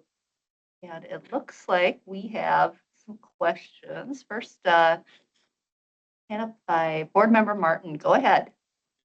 Just a clarifying question. On one of your slides, Colleen, you had, it comes back to the board again at the end of the process, board adoption. But if in August we have sort of voted to allow the chair to take over, does it need another board decision after that? No, I think the slide, if it didn't, sorry, it should have. If the board authorizes sorry, thanks for the question. If the board authorizes the chair at the August meeting to be the designee moving forward, it would actually just go to the chair for signature at that point, and it would not come back to the full board. But it would definitely be something that we would update the full board about at the next possible board meeting. Okay, thank you. Thanks for that question. Then let's see, we'll go to Bowser Chair Holman. Go ahead. Yes, great presentation. I'm learning a lot every step along the way, so thank you for that. My question has to do with, I didn't see it in the process in rulemaking, is there an obligation or a stop for tribal review or consultation? I know I'm blurring the line between rulemaking and permitting, but I'm just wondering if there was anything about that in this process. Thank you, Chairwoman, for the question. Yes, we do plan, and we already have let tribes know through MidTech that this rulemaking process is going to happen. And I'm working with our tribal liaison to make sure that they are aware of the process as well. So that will be something that we're updating them on as well. Thank you. Thank you. The question. Other questions by board members?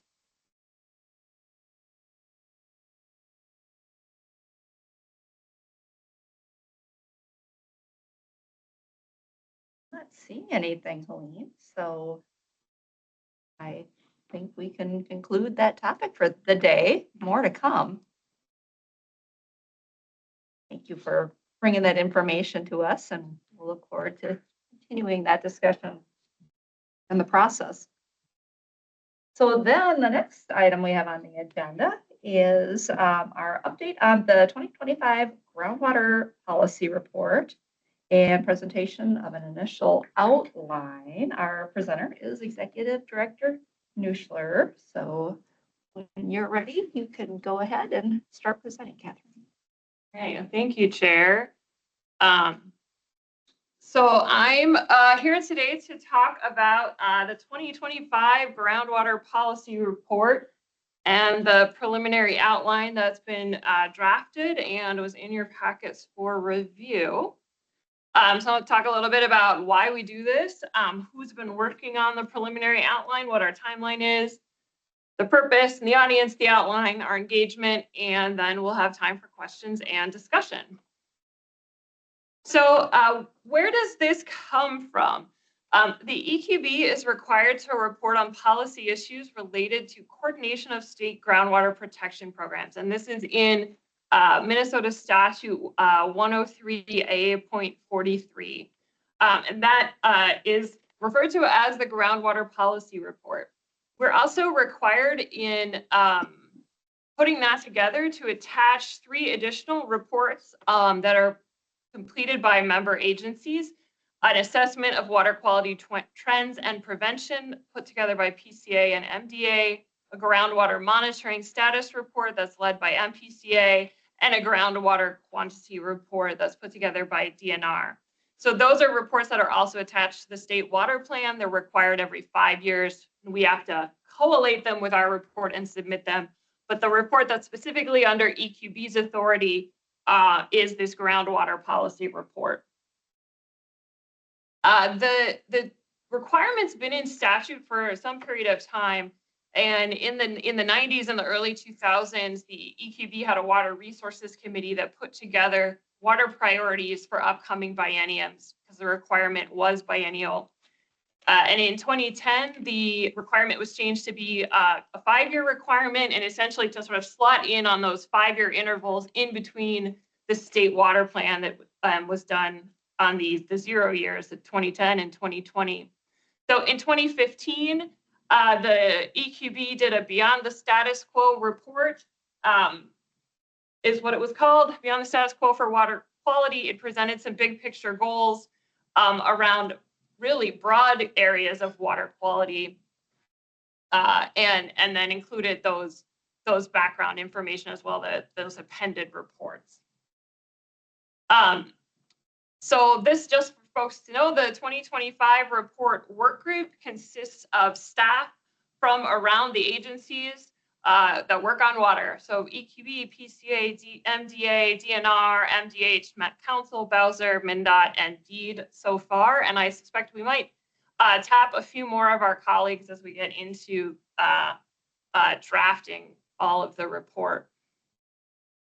So the work group has gone through and reviewed different ideas for the policy report. We've planned out how we're going to get the content done. We are giving you all today an update on the planned and preliminary outline for the report. We're going to, it is on this timeline, probably do some public engagement from the end of this month through the end of March, and then come back to you in April with an update.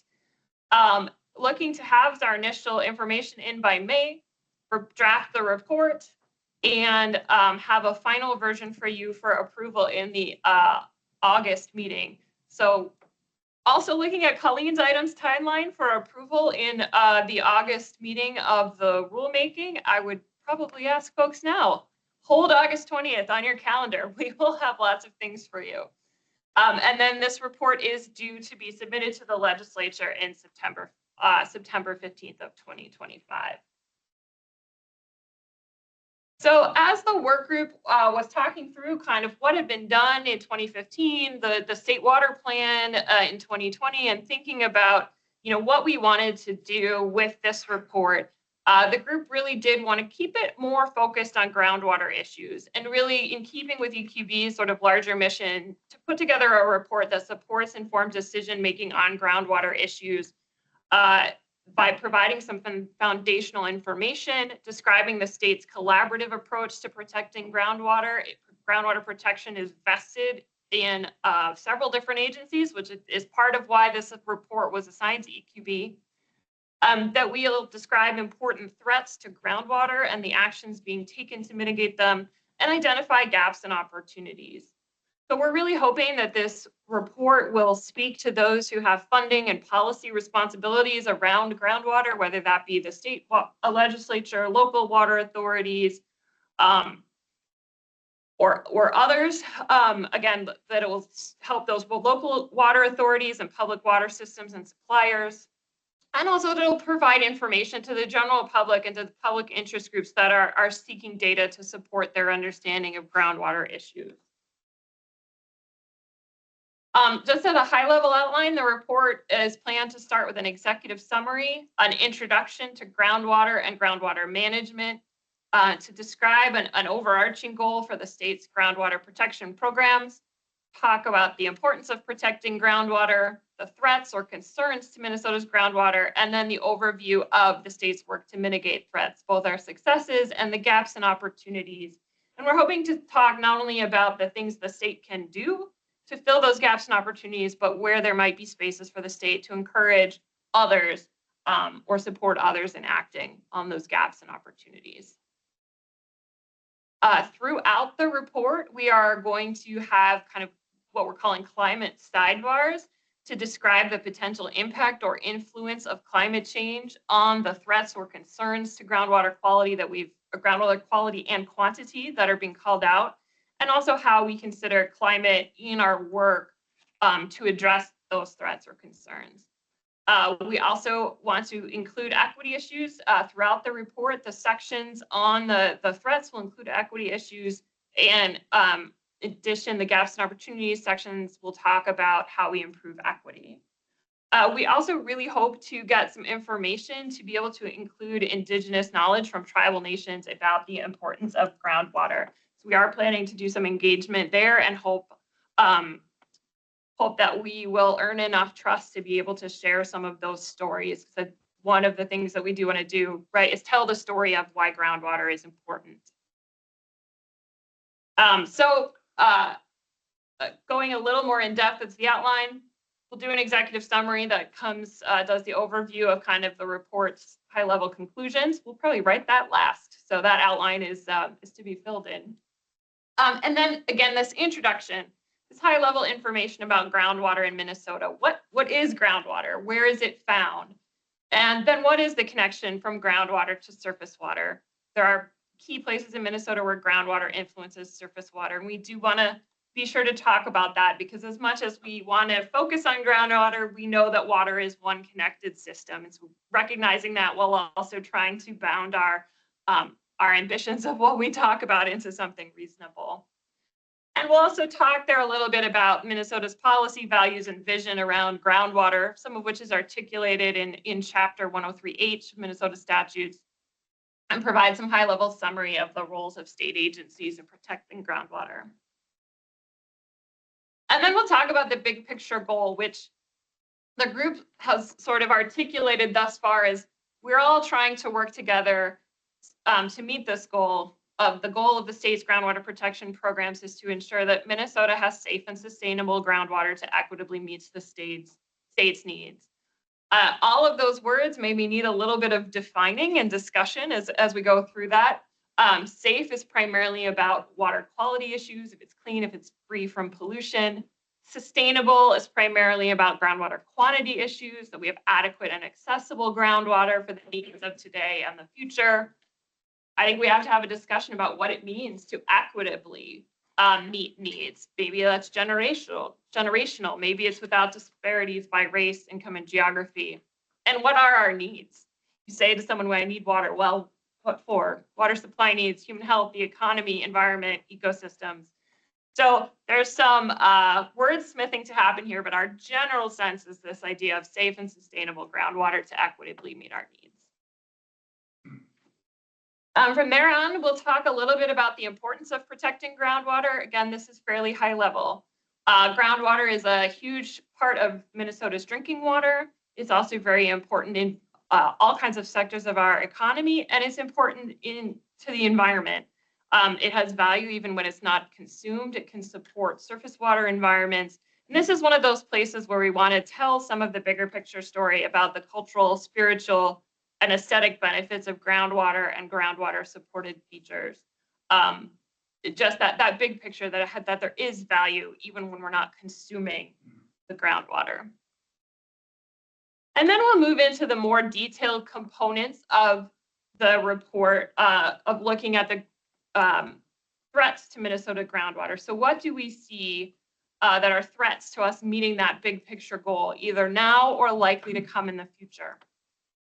And the preliminary outline has us talking a little bit about groundwater quality concerns first, talking about how they vary by geography around the state, likely to focus on some specific pollutants, nitrate, PFAS, fluoride and salts, geogenic contamination, and pesticides are the pollutants we're currently thinking about. It would be the first time that we have looked at PFAS. PFAS was not included in 2015, was not included in the 2020 State Water Plan, and obviously has become a huge focus of the state's water work. And it's also relatively new for us to talk about geogenic contamination as well, those naturally occurring pollutants that may be of concern. And we'll also take a look at emerging contaminants and give a canvas of that. That is the plan at this point. Then we'll talk a little bit about what are the concerns about having enough groundwater quantity. Again, those vary by geography. And we'll look at what some of the uses are and what the concerns might be. Many of these uses were talked about in the 2015 report as well, and we'll add and update some of that. So that would be the consumer use of municipal water, agricultural uses. We'll look for, there's, if you look at the 2015 report, there's some nice graphs and data on those things we'll be looking to update. Some of the other potential uses that are in the outline is the potential of dewatering and withdrawals for construction. And we also want to talk about new and expanding water intensive industries. a lot of these are on a lot of the public's minds. Data centers, there's a lot of concern about water use at data centers for cooling the computers. There's the sustainable aviation fuel I have in here, but it really could go either way. Sustainable aviation fuel could be a big water user in its production, but the crops that could be used for it might also be a benefit to water quality by being part of living cover. So a lot to explore there. Potentially also hydrogen. And I've heard some rumors that cannabis is a very water intensive crop. So that might also be something to discuss. So that's what we kind of want to take that sort of scanning the horizon of what new and expanding water intensive industries might be out there that could cause concerns about groundwater quantity. And so there's that's what we're going to cover there. We also want to talk about infrastructure in this section because infrastructure is needed to make sure that people have access to water, and certain kinds of infrastructure can also have impacts on groundwater quality and quantity. And of course, aging infrastructure is a concern in terms of the ability to deliver clean water to people. And we want to talk about equity because residents of Minnesota have different experiences with groundwater and the way it's used. So some of the issues we've talked about here are private wells, the different protections to people with private wells versus people in community water systems, and also environmental justice issues. And then we'll move on to talking about what the state tools, actions, and programs are that are being used to work to mitigate these threats and concerns. Talk a little bit about the interagency collaboration and structures for groundwater, and probably a little bit about climate as well. We'll talk about our monitoring and data tools and how those support our work. So monitoring, data evaluation, data sharing systems, and then how that supports the other actions and tools and programs that we have. And then kind of go back through those areas of concern and talk about how our actions and programs, like what we're doing to mitigate those. So nitrate, things as talk a little bit about some of the issues that we've talked about here previously, including the Southeast Minnesota issues and the response and what the state is doing there. PFAS, likely to talk about some of the laws that are being passed in the state's PFAS blueprint, which identifies various gaps and opportunities. And I will just note here, where there are existing actions and programs, right, we are likely to kind of summarize them and talk about them and point out to them. We don't need to reiterate existing plans or change. We're not trying to change existing plans. We really want to try to put them together holistically and give people that high level sort of picture across the different agencies of what's happening to address these concerns. So nitrate, PFAS, chloride, geogenics, some of the ones we'd be looking at there. And then also looking at groundwater quantity protection programs and tools. So the water appropriation permitting authority that DNR has, conservation and efficiency, water supply planning, and then what we're doing to support water infrastructure in terms of planning and funding, and what we are doing and can do for water equity. So that was really the high level outline. There's a copy in your packet. In terms of public engagement, we want to get input on what's included in the report to make sure that it's useful for the identified audiences. We want to ask them questions like whether the purpose of the report will meet their needs, whether the preliminary outline will fulfill their purposes, and ask them for their ideas about the kind of information that should be provided in the report, whether they have stories about the importance of groundwater to them or their community, what their concern might be, what concerns do they have about groundwater quality and quantity, what their ideas are of the gaps that could be filled and the opportunities to be pursued. So the idea here is EQB will do some of that public engagement. We're likely to do one webinar or two maybe, and also develop an online engagement page. And we will, the EQB staff will group and theme the comments that we received, work with the work group to think about which one, how to adjust the outline of the report and bring that back to you all. That's part of when we come back in, I think I said it was April, to tell you all whether we've changed components of the report or whether there's specific information that we are going to put in there based on the public engagement and also just based on the ongoing internal discussion. So that is our plan for public engagement on these pieces. And again, we anticipate this would take from the end of February till the end of March. To the point about wanting to hopefully outline and hear some about some tribal concerns, we have reached out to MinTech. They've been provided with the outline and offer the opportunity to reach out to us and talk about, so that's the tribal environmental staff, if that wasn't clear, but they've been offered the opportunity to reach out to us and talk about the report.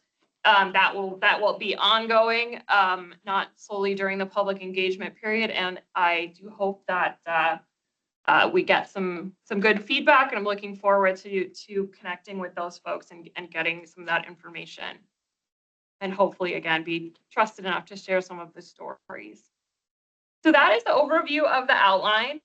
What I was hoping to hear from you all today is if you have any thoughts on the overall framing. Does it make sense to you? Are there things you think we should change? Are there key issues that are missing? Are there key things that we need to keep in mind when we're talking about the issues that we've identified?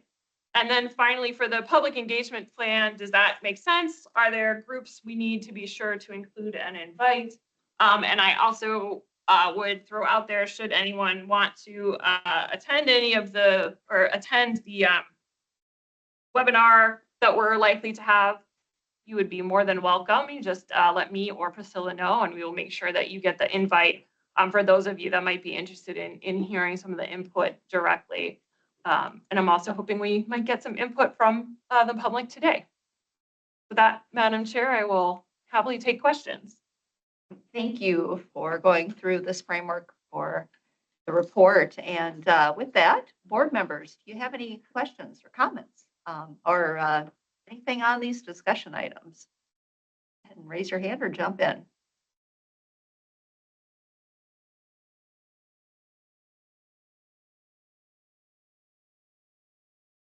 Go ahead, Commissioner Kessler. Thanks.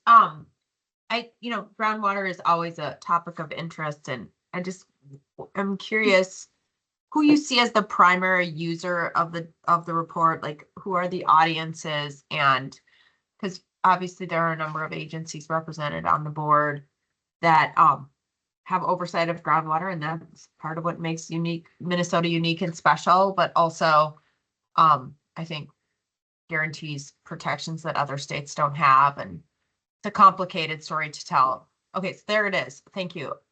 Be good to go back to this and talk a little bit more. So you see, like, the lawmakers, and then local authorities and interest groups. I think it'd be good to make sure that the engagement plan that you're putting forward capitalizes on opportunities to hear from those groups of people then. Yeah, thank you for that, Commissioner Kessler. All right, and then let's see, is that Board Member Nelson? Go ahead. Thank you, Madam Chair. I first had a question and then maybe a follow-up few comments, but are the attached reports kind of being done concurrently? In other words, are they also fresh new data that's being presented, or are they sort of existing reports? Yes. So they are new, right? It's a 5-year requirement for those agencies to update those reports. So I believe they will be able, I think we've discussed that they should at least have data through 2023. And we did, the work group did talk about the audience for those reports. we kind of wanted to align, and so that the audiences that we're viewing for both the EQB report and the attachments are pretty similar. And we do plan to kind of the best way is like canvas the data that's needed for the report and circle back and make sure it's connecting really well to the more detailed data that's provided in those appendices. I wanted to be clear in this report that those are assigned to other agencies, and the intent in the final would be, when you all see the final report, is that you would also have those materials for you.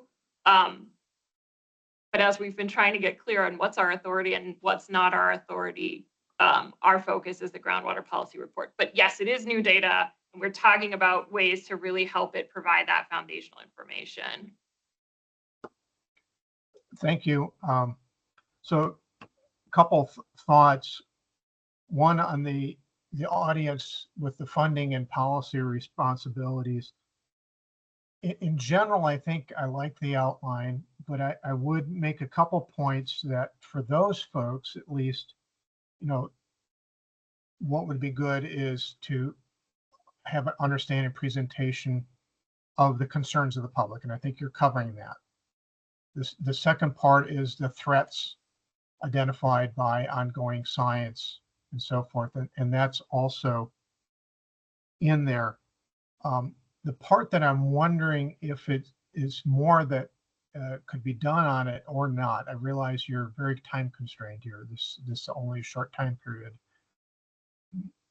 But also funding and policy folks would benefit from knowing what's working and what's not. You do have a description of efforts by state agencies and so forth, I think is part of section 6. But if that's just describing those activities versus identifying whether they are working based on those added reports that are bringing some current data forward, I think that would be more of an emphasis I would propose than just describing activities. And with that, I will end my comments. Thank you. I appreciate that. Thank you, Board Member Nelson, for those comments. And I think that when we talk about the idea of saying successes and gaps and opportunities, that's a little bit of what I had in mind. So I will keep your comments in mind and working with the work group as well. Thank you, Board Member Nelson. Myra, go ahead. Can you hear me okay? Yep. All right, excellent. Sorry, I'm in transit right now. So I just wanted to one, I really am appreciative that you went through this today in the outline, and just want to highlight an area that I feel like it's going to have a maybe not in the short term, but I really like the idea of having tribal stories included in this report. The real impact goes beyond just drinking water and overall health of us, the system, but just understanding the human impact of groundwater for many generations is just really impactful, and I applaud the team for that inclusion. So thanks so much for elevating that and noting it. Thanks. Myra? Other questions or comments?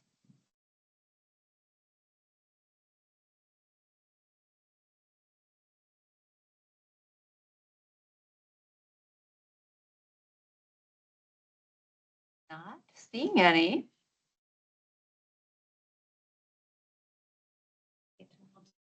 I'm sure if I could just add, I do know that I don't know if Board Member Brandt, it looked like he was having technical difficulties, but he did bring up a couple of, he sent me a couple of ideas as well. So we'll be looking at those. So I know he had a couple of thoughts about some of the potential industries to look at and things like that. So we'll include those on our thinking as well. Great. Thank you. Okay, I'm not seeing anything, so why don't we go ahead and move on to the next item on the agenda. public comment, but were we going to do other business before public comment or after that? I'm sure, I think we had on the agenda public comment specifically for this item, if any. Yeah. Okay. That's right. Why don't we do that? Yes. So yeah, without seeing any, oh, there is one more board member question. Sorry about that. Oh. Maybe. Unless that's board member Bauer-Kemper, I just see JB. Jeff Broberg. Oh, okay, so public comment. Okay, all right, so we will officially move on to public comment for this item. And want to offer that opportunity to the public to make comments on the 2025 Groundwater Policy Report, initial outline as presented by Executive Director Nuschler. So if you're in person, we'll call your name from the sign-up sheet, ask you to join us up here to speak. And if you're online, please use the raise hand function if you'd like to comment or note it in the chat. And Rebecca will call on you. And you'll be able to unmute at that time and speak online. And please be relatively brief with your comments, and we'll let you know if you need to wrap up due to time. So with that, do we have any in-person public commenters? Okay. So with that, Rebecca, Yes, Madam Chair, we have one member of the public who raised their hand, Jeff Broberg. I'm about to allow your mic. Please let me know. You can speak now. You should be able to speak. go ahead, Joseph. Yeah. Jess? Yes. Jeff. With Yeah, go ahead if you can speak. Otherwise, we'll see if we can troubleshoot mic issue. I'll make him a presenter. And unmute himself. Okay, Jeff, you may be able to unmute yourself. You appear unmuted on my computer, but please go ahead and see if it works.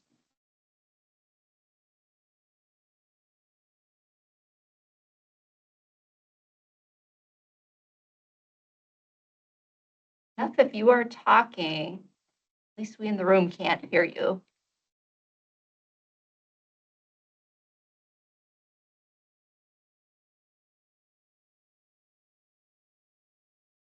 We can see your video, but we still can't hear you.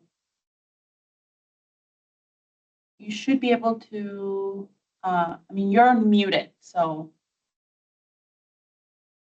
I need to turn his volume Okay, now you're muted. up. Oh, he's muted. Or he's not muted. No, it's unmuted. Jeff, are you there?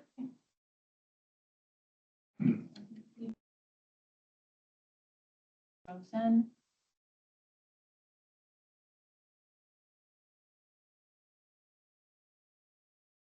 Apologize to everybody. We're clearly having gremlins in the computer systems today.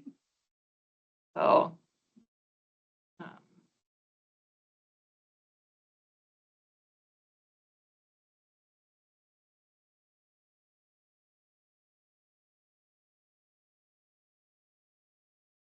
He appears unmuted on my computer, but I see that he has a mute microphone. Did he just put a message in the chat? I thought I saw something pop up. No. Okay.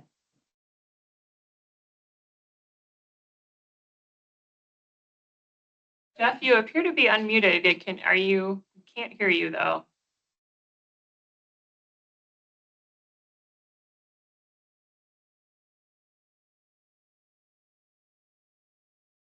Right, well, perhaps Madam Chair, I can reach out to Mr. Broberg after the meeting and we can get his comments to me and to you all for your next meeting, if that would be acceptable. I'm sorry, Jeff, I don't know why we can't hear you. But we will work to get your comments to us, to the board. Jeff, and sorry about that. Do we have other folks out there interested in making public comment today? No, that was the only hand raised. At least on the 2025 groundwater report. Madam Chair, there's no more hands raised. Thank you, Rebecca. All right. Well, sorry about that we weren't able to get Jeff's comment. But with that, we'll move on then to the, now do you want to go to the general public comment period, or should we do other business? The general. Okay, so then we'll move on to the general public comment period. That's our final agenda item prior to, we're gonna see if there's other business out there too. This is a chance for you members of the public to provide input to the board about issues related to the board's purview or authority. If you have a question for the board or ETB staff, I'll ask staff to note that question and get back to you at a later time. If other board members are interested in hearing about or being involved in the follow-up, please let me know. This ensures that we have enough time at the meeting for comments and commenters to provide input at the board meeting and then get the questions fully considered. So to make a comment, please make sure you've signed up on the in-person sheet or raise your hand in Teams. And with that, if you're in person, we'll call your name from the sign-up sheet. You can come join us here to speak. If you're online, we will notify you when you can unmute and speak. And please be patient for the lag that might occur. With that, Rebecca will call on you. So if we have anyone here wishing to make public comment in person? Yes, we do, Madam Chair. We have Berlin Schmalley. Berlin, do you want to say where you are? You want to go up front? I'll just stay right here. If that's okay. Sure. Chair Dobbenberger, Director Nussler, thank you. Good afternoon, and thank you for the opportunity to address the EQB. My name is Berlin Schmalley. I live in Minneapolis. Last month, I appeared before you and noted that in 2010, the Minnesota legislature directed MPCA to develop a rule to protect fish and aquatic life from nitrates. Since 2010, MPCA spent the public funds allocated to do the work. That technical work, which I understand was completed in 2022, would set a standard at 5 to 8 milligrams per liter. Since I appeared before you last, MPCA has posted its report to the legislature on the status of its rulemaking. That report, listed as the rulemaking docket and record, lists the development of statewide water quality standard for nitrate for the protection of aquatic life on page 13. The status is summarized as TBD. The timetable for public comment is listed as TBD. The timetable for adaptation is, take a guess, TBD. 15 years that MPCA can dismiss their obligation to issue the rule with a TBD. Today, I again call on the public members of this board to put water quality standards generally and the status of a rule to protect aquatic life specifically on next month's agenda, and have the commissioner explain why after 15 years the rule has not been issued.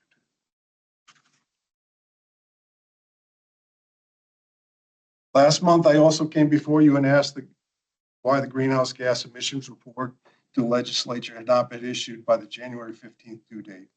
MPCA issued the report to the public in late January, approximately January 30th. Upon the release, MPCA quoted Commissioner Kessler stating, "Investments Minnesota has made over the last 3 years will get us back on track to meet the greenhouse gas reduction goals." There's no way to sugarcoat this. The statement is not true. Don't believe me, believe Ann Claflin, research scientist for MPCA, who in the December 18th, 2024 webinar reviewed the GCAM model used to project the impact of the current policies. She stated that the current policies were, quote, clearly are not getting us to our greenhouse gas reduction goals.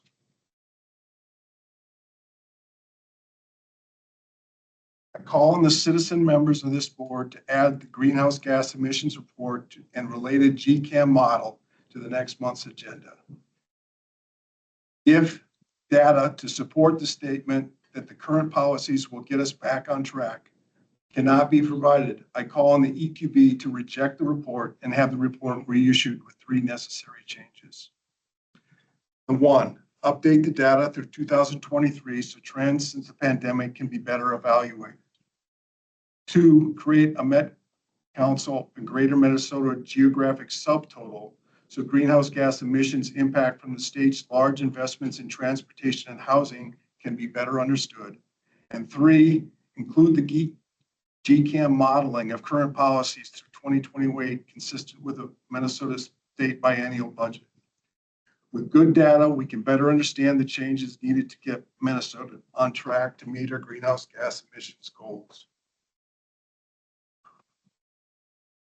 That will only happen if the citizen members of this board demand the agency provide the best available science that is required under Minnesota statute. Thank you for the opportunity to present these issues for your consideration. For your comment. Those under consideration. Now let's see. I don't see other commenters, but I see Commissioner public commenters. Excuse me, but I see Commissioner Kessler has her hand up. Go ahead, Commissioner Kessler. Yeah, I'm hoping that Verlin can leave his contact information with those of you in the room so we can follow up with him directly. Last month, we tried to send him a number of things related to questions and comments around the overall comprehensive strategy related to nitrogen, as well as the greenhouse gas emissions report, and I'm not sure that he received those. We have multiple addresses for him. So if he could give that to the chair or executive director Nuschler, then we can make sure we'll follow up. And happy to have more conversation about this, but there was a lot there and I don't know that I am the best person to speak to all of that. So we'll take it offline and can follow up with others as needed. Thanks.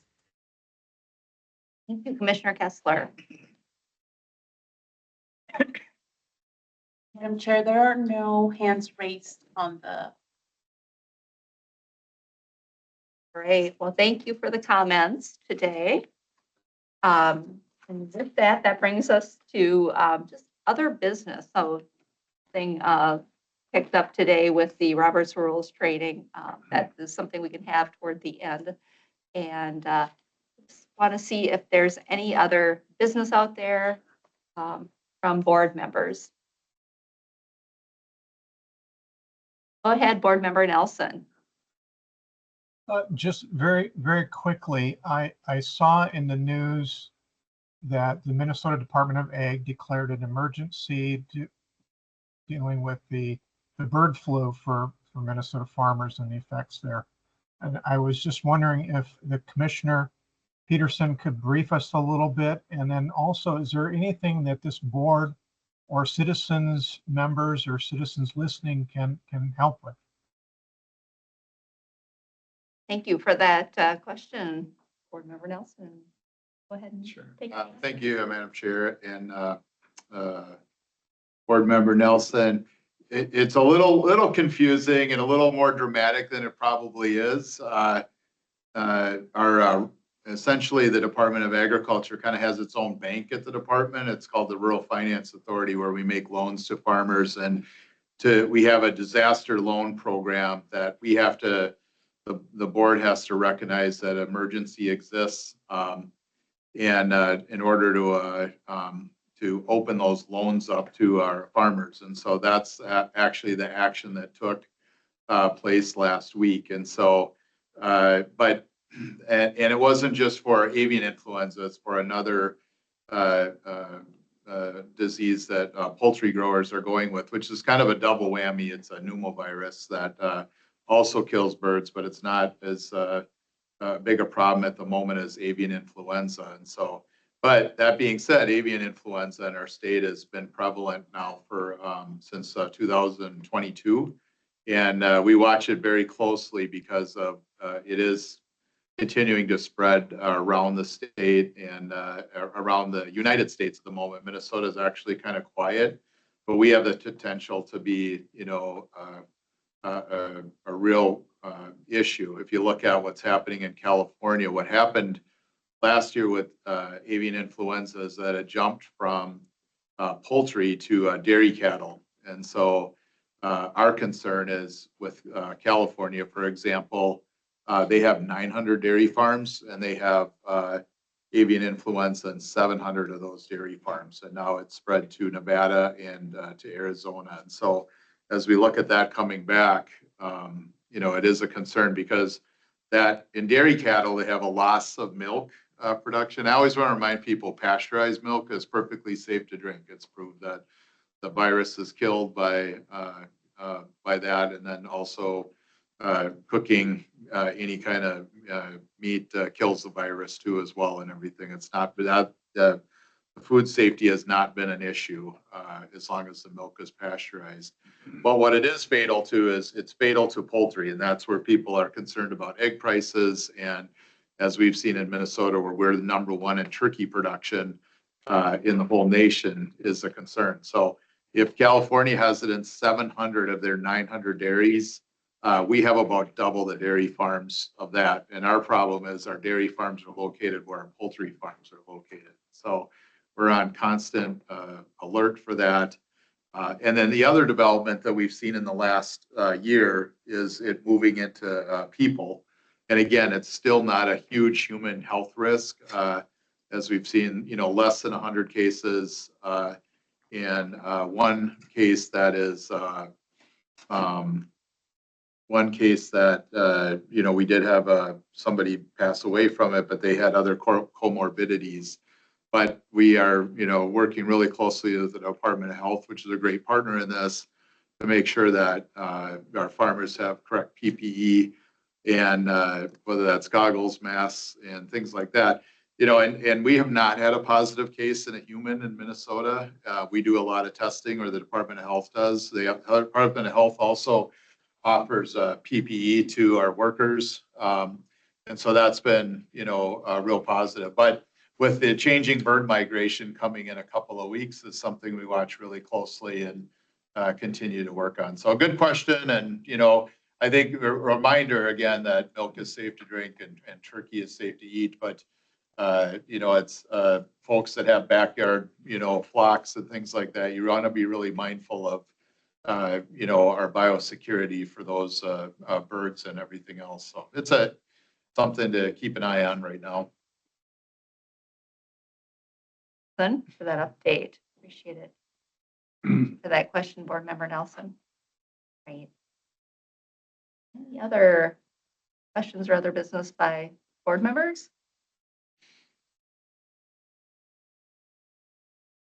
Well, with that, that brings us to closing and adjournment. Thank you, board members, for your participation, thoughtful discussion today. We've reached the end of the agenda and not heard of any other business. So we will go ahead and do we need a motion to adjourn or we just? Madam Chair, we have checked our Roberts rules and having reached the end of the agenda, if there is no further business, you can declare the meeting adjourned. Thank you, Member Katzenberger, for spurring us to look that up. Yes, thank you for that. So we don't need to go through a roll call on that. So Correct. Thanks again, members, and have a good rest of the week and talk to you next month. Everyone who's not feeling well recovers. Yeah, thanks all.